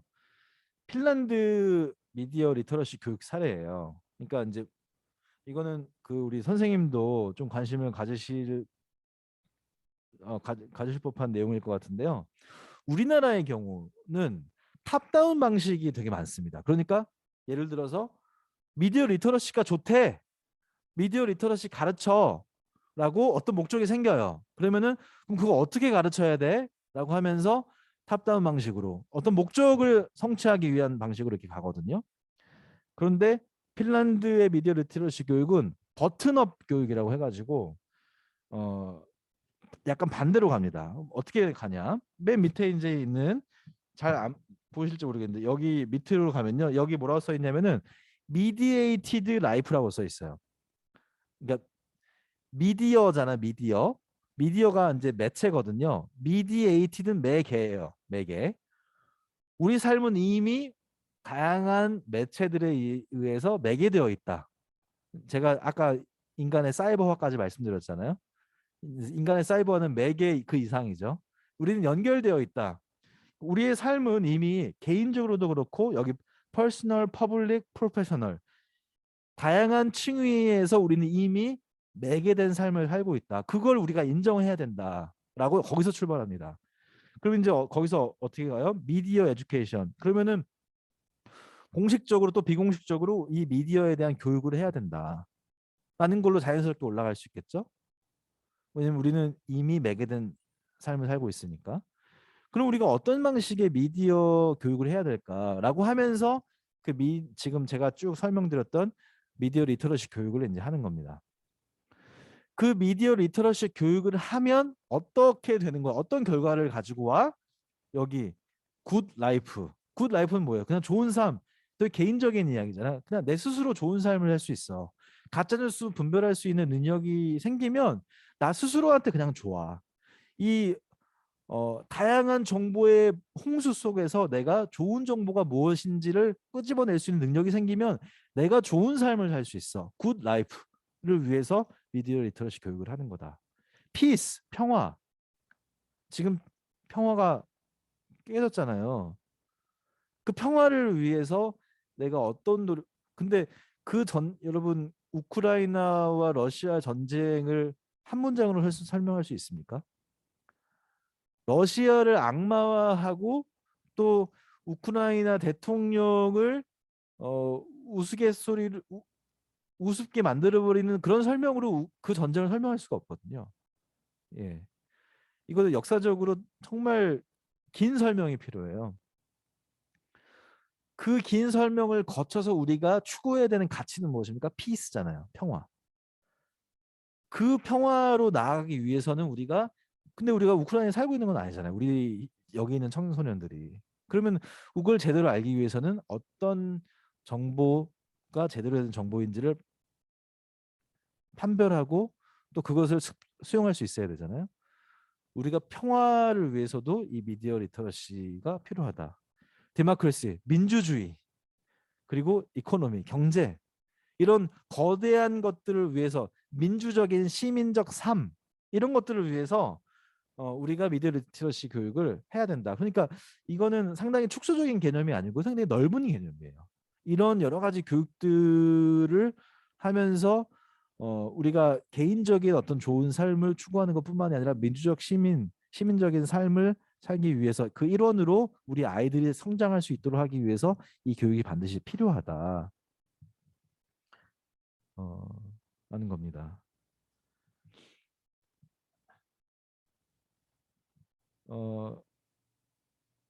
이런 교육을 이제 하게 되면요, 이런 걸 이제 문화적인 흐름을 읽을 수 있게 돼요. 제가 이제 위치 발견하기라는 얘기를 했는데 여기 이제 화면에는 K-팝 그림이 그려져 있잖아요. K-팝이 얼마나 인기가 어떤 지역에서 어느 정도 인기를 끄고 있는지 그 영향력을 동그라미로 이제 이렇게 표현한 그런 그림 이제 이미지거든요. 근데 요즘에 K-팝만 그렇습니까? K 컨텐츠만 그렇습니까? 하여튼 K 뭐가 엄청 많잖아요, 요즘에. 그러면서 요즘에 동시에 뜨는 컨텐츠가 어떤 건지 아세요? 유튜브에서. 혹시 유튜브 여기 앉아 계신 분들 유튜브 많이 보세요? 솔직히. 저는 많이 보거든요. 유튜브에서 한번 보기 시작하면 눈을 뗄 수 없는 컨텐츠 중에 하나가 뭐냐면 리액션 컨텐츠예요. 혹시 리액션 컨텐츠 뭔지 아세요? 그러니까 우리나라 예를 들어 소양 리액션, 소양 노래하는 거를 해외 사람들이 막 봐요. 그리고 해외 사람들이 소양을 엄청 칭찬해요. 그런 영상 한 번도 못 보셨어요? 보셨어요? 그런 거 하나 보기 시작하면요, 그거 하나 보면 추천 영상이 줄줄이 다 뜹니다.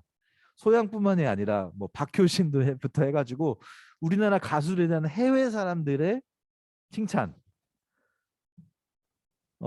그러면 처음에는 이렇게 되죠. 처음에는 아니 이 해외에 있는 사람들이 백인들이 미국에 있는 사람들이 핀란드에 있는 사람들이 왜 우리나라 가수 보고 이렇게 좋아하고 칭찬을 하지? 좀 의아하고 기분도 약간 으쓱해지는 어떤 그런 기분으로 보기 시작하다가 거의 엄청 몰입하게 되거든요. 그런 컨텐츠들을 모아놓은 이제 채널들이 있어요. 그런 채널들 중에서 우리가 조심해야 하는 게 뭐냐면 바로 국뽕, 우리 흔히 말하는 되게 국수적인 어떤 자국주의, 예, 이런 거에 심취하는 게 상당히 좀 조심해야 됩니다. 왜 조심해야 되냐면 그런 컨텐츠들의 흐름이 어떤 흐름으로 가냐면 가장 논란이 되고 자극적으로 가는 그런 컨텐츠들은 대부분 어, 타 문화를 좀 저열하게 평가하거나 특히 어디겠어요? 어디를 좀 안 좋게 평가하겠어요? 일본. 예, 되게 안 좋게 평가하면서 우리는 되게 우수한 이런 식으로 가는 콘텐츠들이 많거든요. 국뽕 콘텐츠들 중에서 이런 흐름들이 있습니다. 그러니까 우리가 나 그냥 손흥민 해외에서 손흥민 칭찬하는 거 본 건데 왜 그게 나빠? 뭐 그건 나쁜 건 아니죠. 그런데 이런 콘텐츠들을 계속해서 크리에이터들이 생산하는 내 흐름이라는 게 있어요. 그러면 우리가 마치 옛날 할리우드가 세계를 지금도 지배하고 있죠. 지금도 할리우드가 지배를 하고 있는데 그 지배 담론을 우리가 상당히 욕을 했거든요. 그러니까 비판적으로 얘기를 했거든요. 그런데 마치 지금 K 컨텐츠가 할리우드를 이기고 새로운 지배 담론으로 떠올랐어. 그게 우리가 짱이야.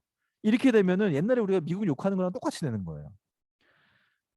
새로운 지배 담론을 만드는 게 아니라 다양한 담론 중 원 오브 댐으로서 건강한 담론을 형성해내는 어떤 그런 흐름들이 있어야 되는데 그런 흐름들이 있을 때는 항상 그 반대편에 K 컨텐츠가 짱이야, 우리만 짱이야, 뭐 이런 흐름들, 또 다른 지배 담론을 만들려고 하는 흐름들이 동시에 존재하게 됩니다. 그래서 그런 흐름들을 잘 읽어내는 게 상당히 중요합니다. 그러기 위해서는 미디어 리터러시 교육이 잘 되어 있어야 그런 흐름들을 읽어낼 수 있고 내가 어떤 성향인지를 알게 돼요. 자신의 위치를 알게 돼요. 네, 저는 그런 것들이 중요하다고 생각해요. 국뽕을 이겨내는 거 제가 이겨낸다고 썼는데 이런 모르겠어요. 자녀가 만약에 일배를 하고 있다라면 되게 놀랄 거 아니에요? 그런 얘기 하기도 쉽지 않고 혼자 몰래 하면 그거 파악하기도 힘들잖아요. 그런데 근데 아들이 가끔씩 자녀가 가끔씩 하는 얘기를 들어보면 상당히 극우주의적인 발상 또는 발언들을 하기 시작한다. 그러면 이제 부모들 깜짝깜짝 놀라겠죠. 왜 이 친구가 이렇게 됐지? 막 어디서부터 뭘 얘기해야 될지 모르는 상황들이 많이 발생하거든요.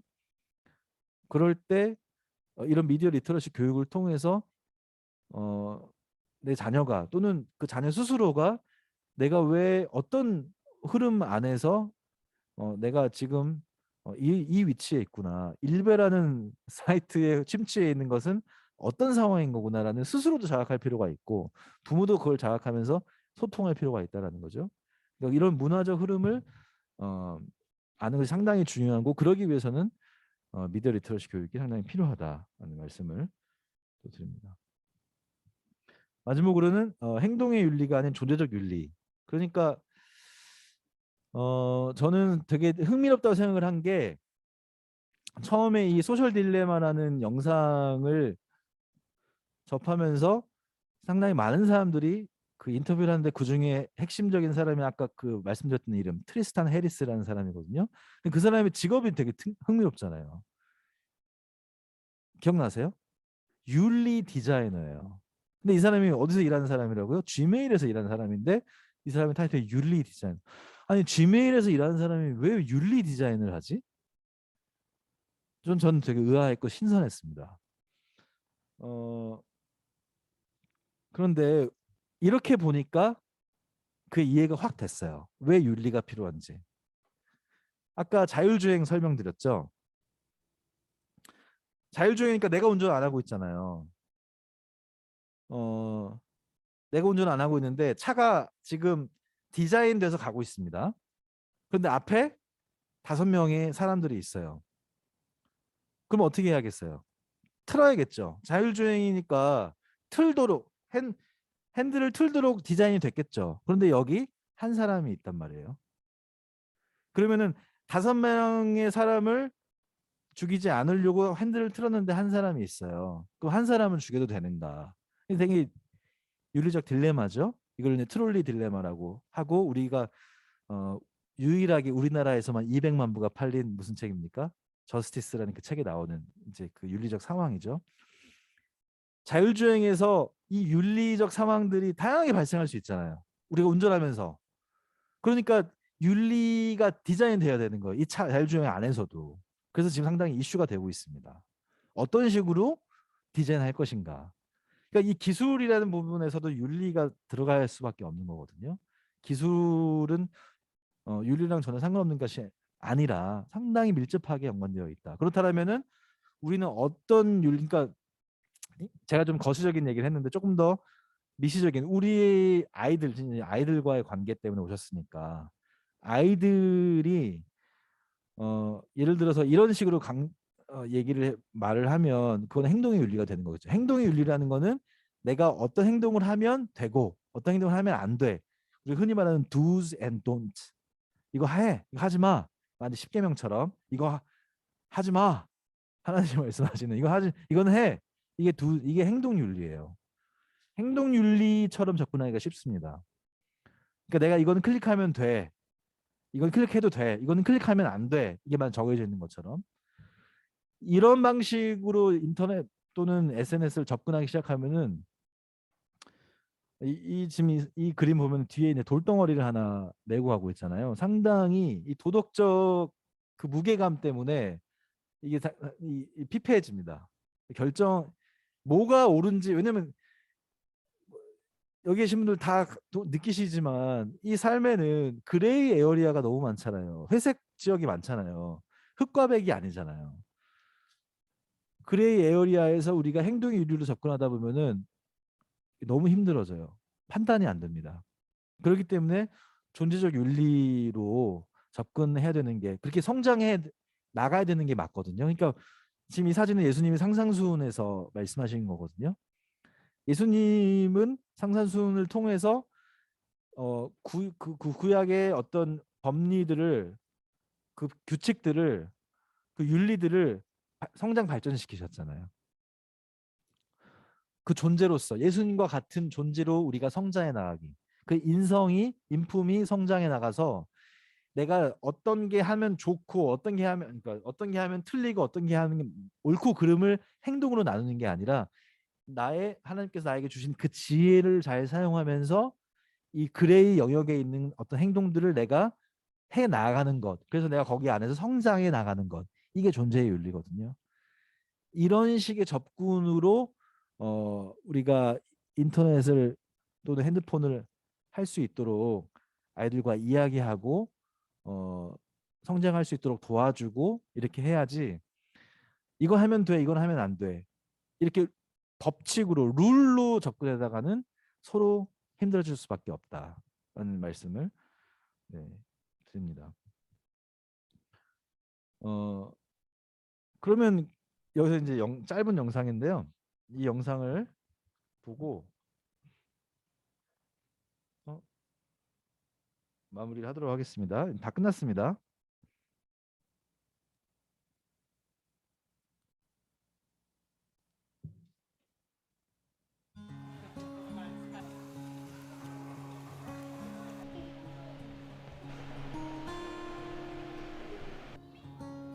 아침에도 밤까지 볼 수 있는 정도.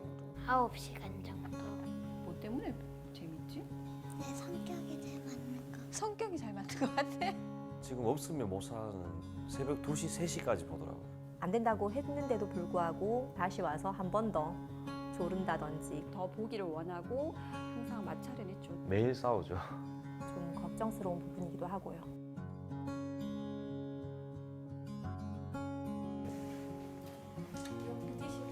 네.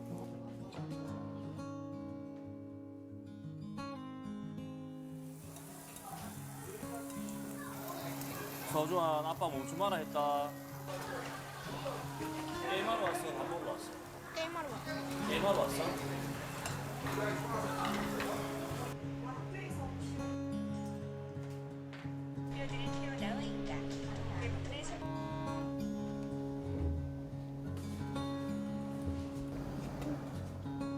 유튜브 보고 싶어.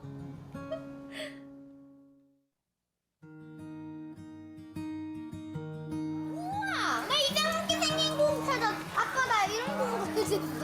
이런 공. 밥 먹어 빨리.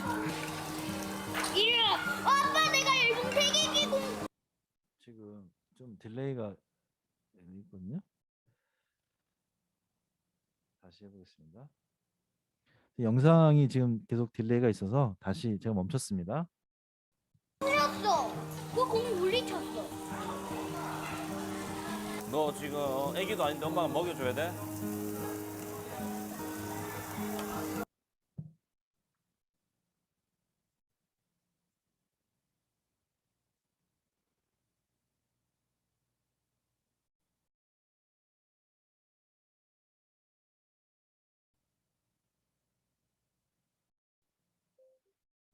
쳤어. 그공 물리쳤어. 너 지금 애기도 아닌데 엄마가 먹여줘야 돼? 어?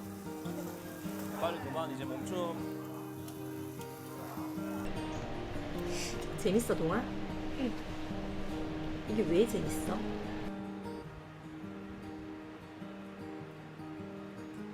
네 시 5분 되면 한 15분 보여줄게.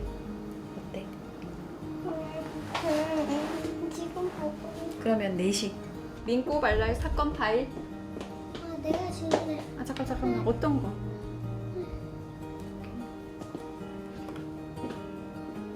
보니까 아 정말 우리가 좀 무관심했는데 혼자 그냥 이 인식이 그냥 아 혼자 놀아라. 너 혼자 가지고 놀아라고 던져주는 것 같아요. 아빠하고 해본 적은 거의 없어요. 없어야 해요. 없다고.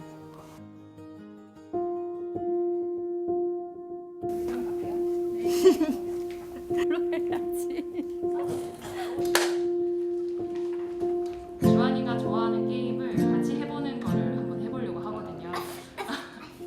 네. 아빠. 근데 나 이길 수 있겠어? 난 요것도 있어. 이것도 몽골이야. 아빠 너 금방 이길 것 같은데 뭐라고? 막 이렇게 하면서 많이 먹으면은 오! 재밌지? 스트레스 날라가지? 틀어봐봐. 여기 나오는 노래 되게 재밌다, 그치? 냠냠냠냠냠. 아이는 못 만지게 하고 돈 살 것 같은 어른들은 또 잘해주고 진짜 어이가 없네. 진짜 어이가 없어. 엄마도 저런 거 어이없어. 재밌다. 재밌어. 엄마한테 스마트폰 하는 거 중에서 엄마한테 바라는 거 있어? 엄마랑 같이 놀고 싶어. 엄마랑 같이 놀고 싶어? 한 달에 한 번, 5달에 한 번도 괜찮아. 한 달에 한 번도 괜찮고 5달에 한 번도 괜찮아?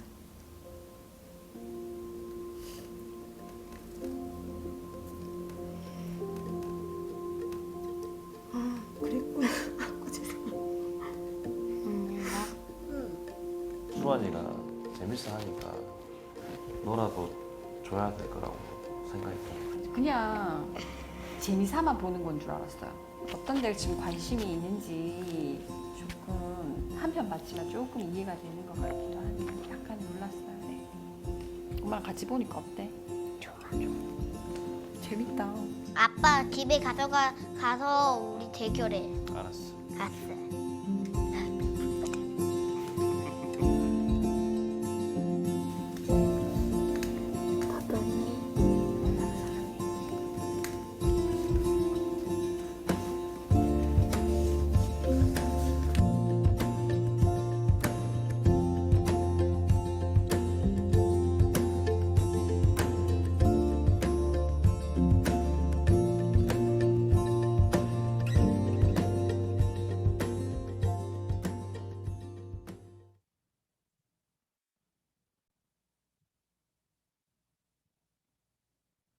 제가 그 강의 마무리한다고 너무 또 쉬운 선택을 해버렸죠. 아니 저는 영상 보고 되게 눈물이 나더라고요. 마지막에 그 엄마 그 보면서 저도 저희 아이한테 이렇게 할 때 그냥 그러니까 결국에는 관계이고 함께 하면서 뭔가를 소통하고 이런 건데 그냥 그 인터넷 세계 안으로 방치해버린 경우들이 되게 많거든요. 그래서 저도 좀 저 스스로를 좀 돌아보는 시간이었기도 하고 여튼간에 지금 말씀드린 이 미디어 리터러시의 교육 이 교육은 결국에는 지금은 학교에서는 많이 하고는 늘어나고 있습니다. 늘어나고는 있지만 어떻게 보면 선생님들 개별적인 역량에 따라서 되게 달라지는 것 같기도 하고요. 교육부에서 이제 바로 다 이렇게 하라고 내려오는 건 아니기 때문에 관심 있는 선생님들 위주로 지금 전체적으로 이루어지고 있는 것 같고, 여하튼 그렇다면은 어디서 1차적으로 이루어져야 될까? 결국에는 부모님들이거든요. 부모님이 시간을 내서 아이들과 뭔가를 해야 되는 상황이 되는 거죠. 최근에 제가 들었던 되게 흥미로운 활동 중에 하나는 가짜뉴스 만들기라는 활동을 어느 학교에서 선생님과 애들이 했는데 되게 반응이 좋았다고 해요.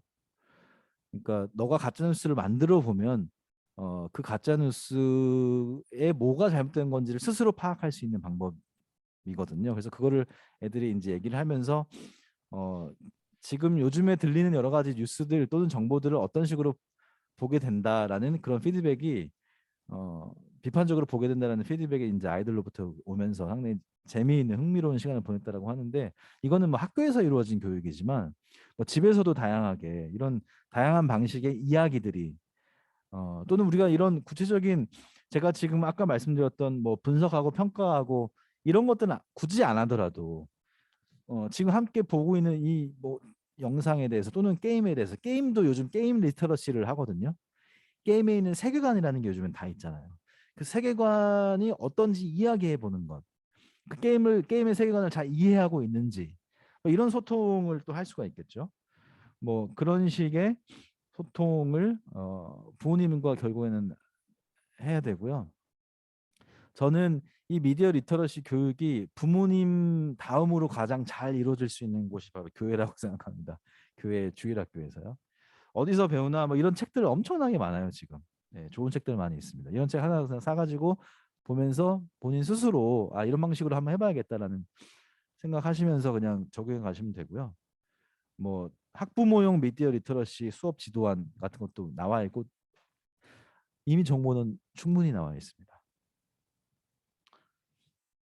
요즘 아이들 뭐 이렇게 배우잖아요. 지금 이거는 요즘 아이들 이렇게 많지도 않죠. 예. 애들 이건 무슨 옛날이든지 아니면 학원일 것 같은데 그냥 이렇게 일방적으로 교육되잖아요. 근데 이제 일방향적인 교육에서 우리가 이렇게 라운드 테이블 교육을 해야 된다라는, 그러면서 요즘에 퍼실리테이터 교육도 되게 많이 하고 하는데, 저는 이 그림이 우리나라에서 현실적으로 어디서 가장 많이 나오지? 저는 교회 같아요. 교회 주일학교 보면 이런 모양으로 항상 앉아서 교육하잖아요. 이런 모양으로 디지털 또는 미디어 리터러시에 대한 개념을 선생님이 가지고 또 한 주제를 가지고 이야기를 해보거나 어떤 활동을 해보거나 할 때 그런 교육들이 이루어질 수 있겠다라는 그런 생각들을 좀 해봤습니다. 네, 오늘 제가 준비한 거는 여기까지고요. 질의응답 시간을 좀 가져보면 어떨까 생각을 했는데 어떻게 할까요? 네네. 혹시 들으시면서 이거는 뭐 질문이 아니고 저는 제가 뭐 모든 답을 가지고 있는 건 아니니까 질문하지 않으셔도 되고요. 그냥 들으시면서 코멘트, 생각나시는 점이나 뭐 그런 게 있으시면은 같이 나누고. 화면요? 네네. 화면을 켜달라고요? 예예. 그러면은 지금 이제 화면 혹시 다 꺼두셨는데 좀 켜주실 수 있으신가요? 화면을 켜주세요.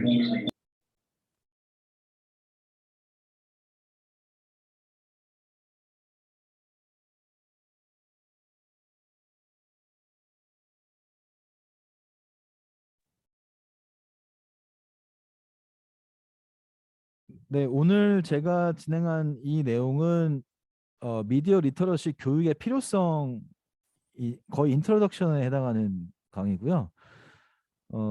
이제 그 미디어 리터러시 어떻게 할 건가가 중요하잖아요. 이제 그거는 강의가 필요한 게 아니라 이제 소그룹이 필요하고, 그 다음에 그 소그룹으로 이런 걸 해봤더니 이랬더라, 이런 피드백을 나누는 자리가 필요합니다. 그래서 그걸 반복적으로 했을 때 어떤 식으로 하니까 잘 됐어, 어떤 식으로 하니까 이건 별로였어. 이런 소그룹들이 이제 그 계속 진행하는 게 필요한 거거든요. 그래서 만약에 이제 예인교회에서도 뭐 이런 관심이 있으신 선생님들이 한두 분 또 나오신다면 아이들과 함께 이런 소그룹을 형성하셔가지고 반복적으로 이런 여러 가지 시도들을 해보는 것도 이제 추천을 드립니다. 네, 혹시 뭐 코멘트 같은 게 좀 있으실까요?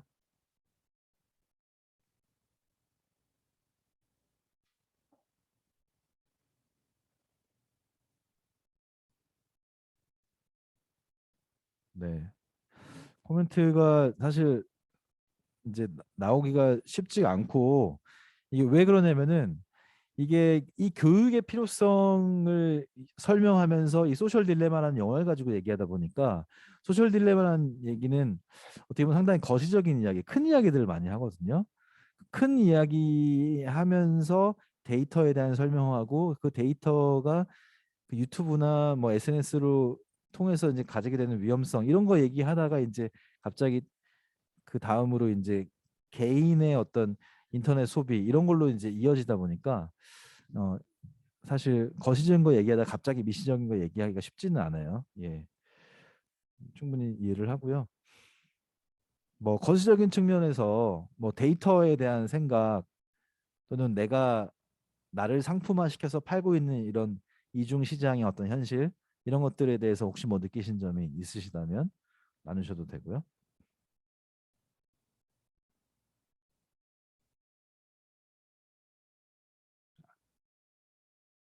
없으시면 바로 여기서 그냥 마무리를 해도 저는 괜찮을 것 같습니다.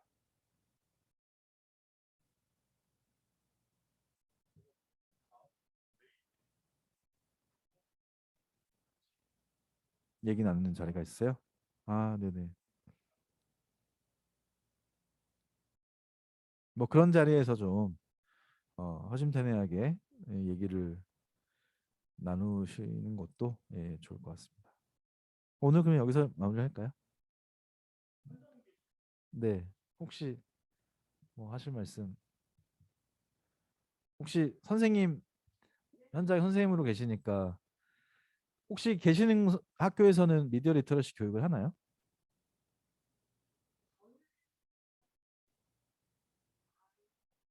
네. 네.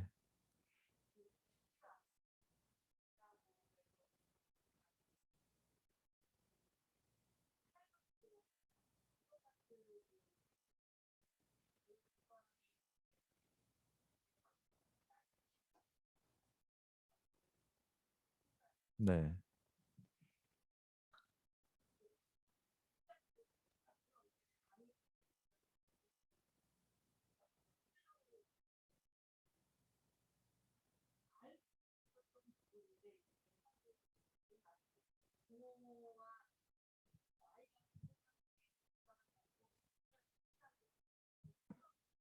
네.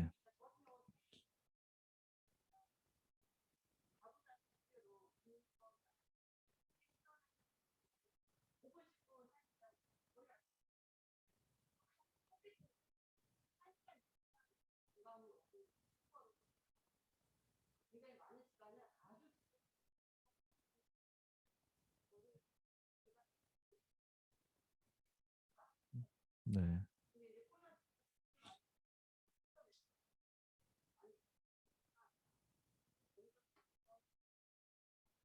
네. 네. 예. 네.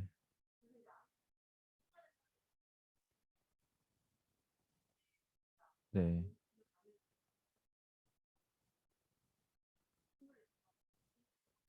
예. 그러니까 저는 부모님들이 일단 아이들이 많이 보는 채널, 그러니까 유튜브 채널들을 좀 정확히 알 필요가 있다는 생각은 확실히 하고요. 그 채널의 역사도 있고, 채널의 성격도 있고, 그다음에 그 채널의 이제 진행자, 크리에이터들의 성향 같은 것도 다 있잖아요. 그런 것들을 좀 파악할 필요는 확실히 있습니다. 그래서 우리 아이들이 어떤 컨텐츠를 어떤 맥락에서 소화하고 있나, 도저히 이해가 안 가는데 얘가 이걸 왜 보고 있지? 이런 경우들이 많거든요. 제가 제일 이해 안 가는 콘텐츠가 그 철구라는 이제 크리에이터가 있는데 애들이 이걸 왜 보지?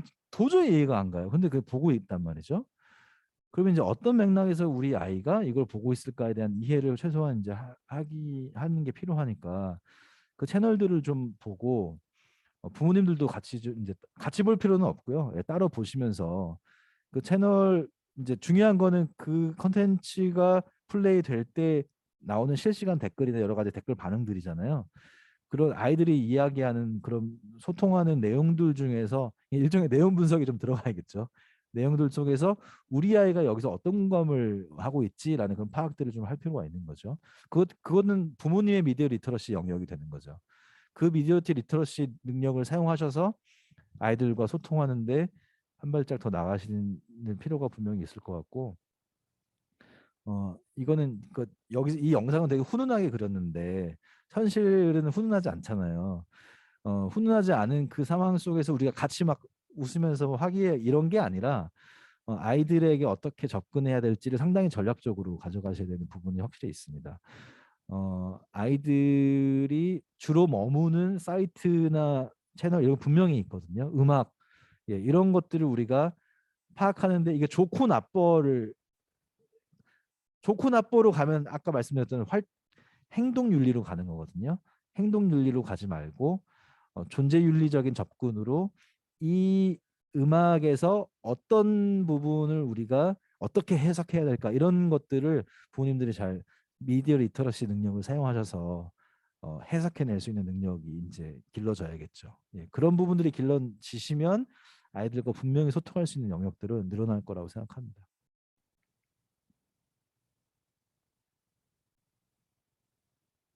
부모님들이 할 일이 많아요. 네, 네. 시간이 저는 그래서 이거는 좀 다른 얘기긴 한데 저는 그래서 그 주 4일제 필요하다고 생각합니다. 네. 안 그러면은 뭐 계속 일만 해야 저도 맨날 일만 해야 되는데 저는 얼마 전까지 그 이중직을 했거든요.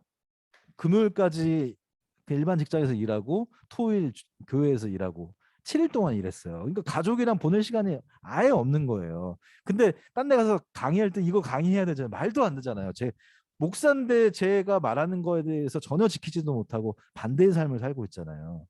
저는 그래서 교회를 그만뒀어요. 제가 스스로 지킬 수가 없으니까. 왜 직장을 그만두지 않고 교회를 그만뒀냐라고 하시면은 제가 그만둔 건 아니고 잘렸습니다. 코로나 때문에. 네, 뭐 여하튼간에 예, 저는 그래서 최대한 좀 시간 확보하는 게 필요하다. 구조적으로도 부모들이 알아서 할 수는 없으니까 구조적으로도 좀 사회적으로 그런 분위기가 형성이 돼서 그래야지 소통이 되고 아까 말했던 자살률, 뭐 자율 이런 거 떨어지는 게 우리나라가 지금 OECD 국가 중에 제일 높잖아요.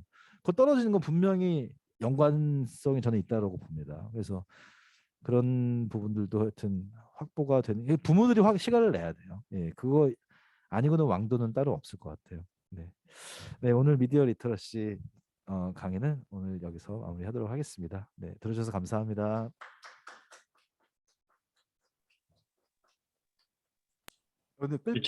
제가 잠깐 광고 하나 하고, 네, 뭐 지금 잘 나누지 못했던 이야기들 아직 사실 이런 단어도 생소하시죠?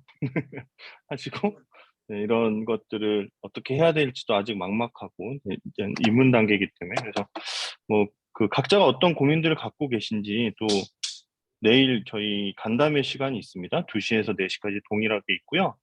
내일은 그 줌으로만 모여서 좀 이야기 나누는 시간들 또 저랑 함께 부모님들 모여서 예, 함께 이렇게 대화 나눠보면 좋을 것 같습니다. 오늘도 강의해주신 우리 강도영 목사님한테 마지막으로 또 박수 치고 오늘 마무리하도록 하겠습니다.